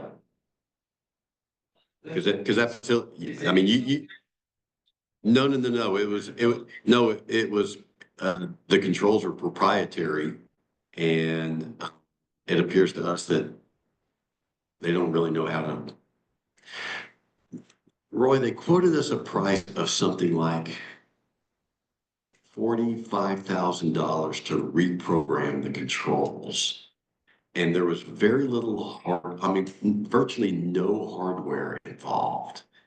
And so when I asked them what their hourly rate was and applied it, I was like, so you folks are thinking this is a 6-week project to do this?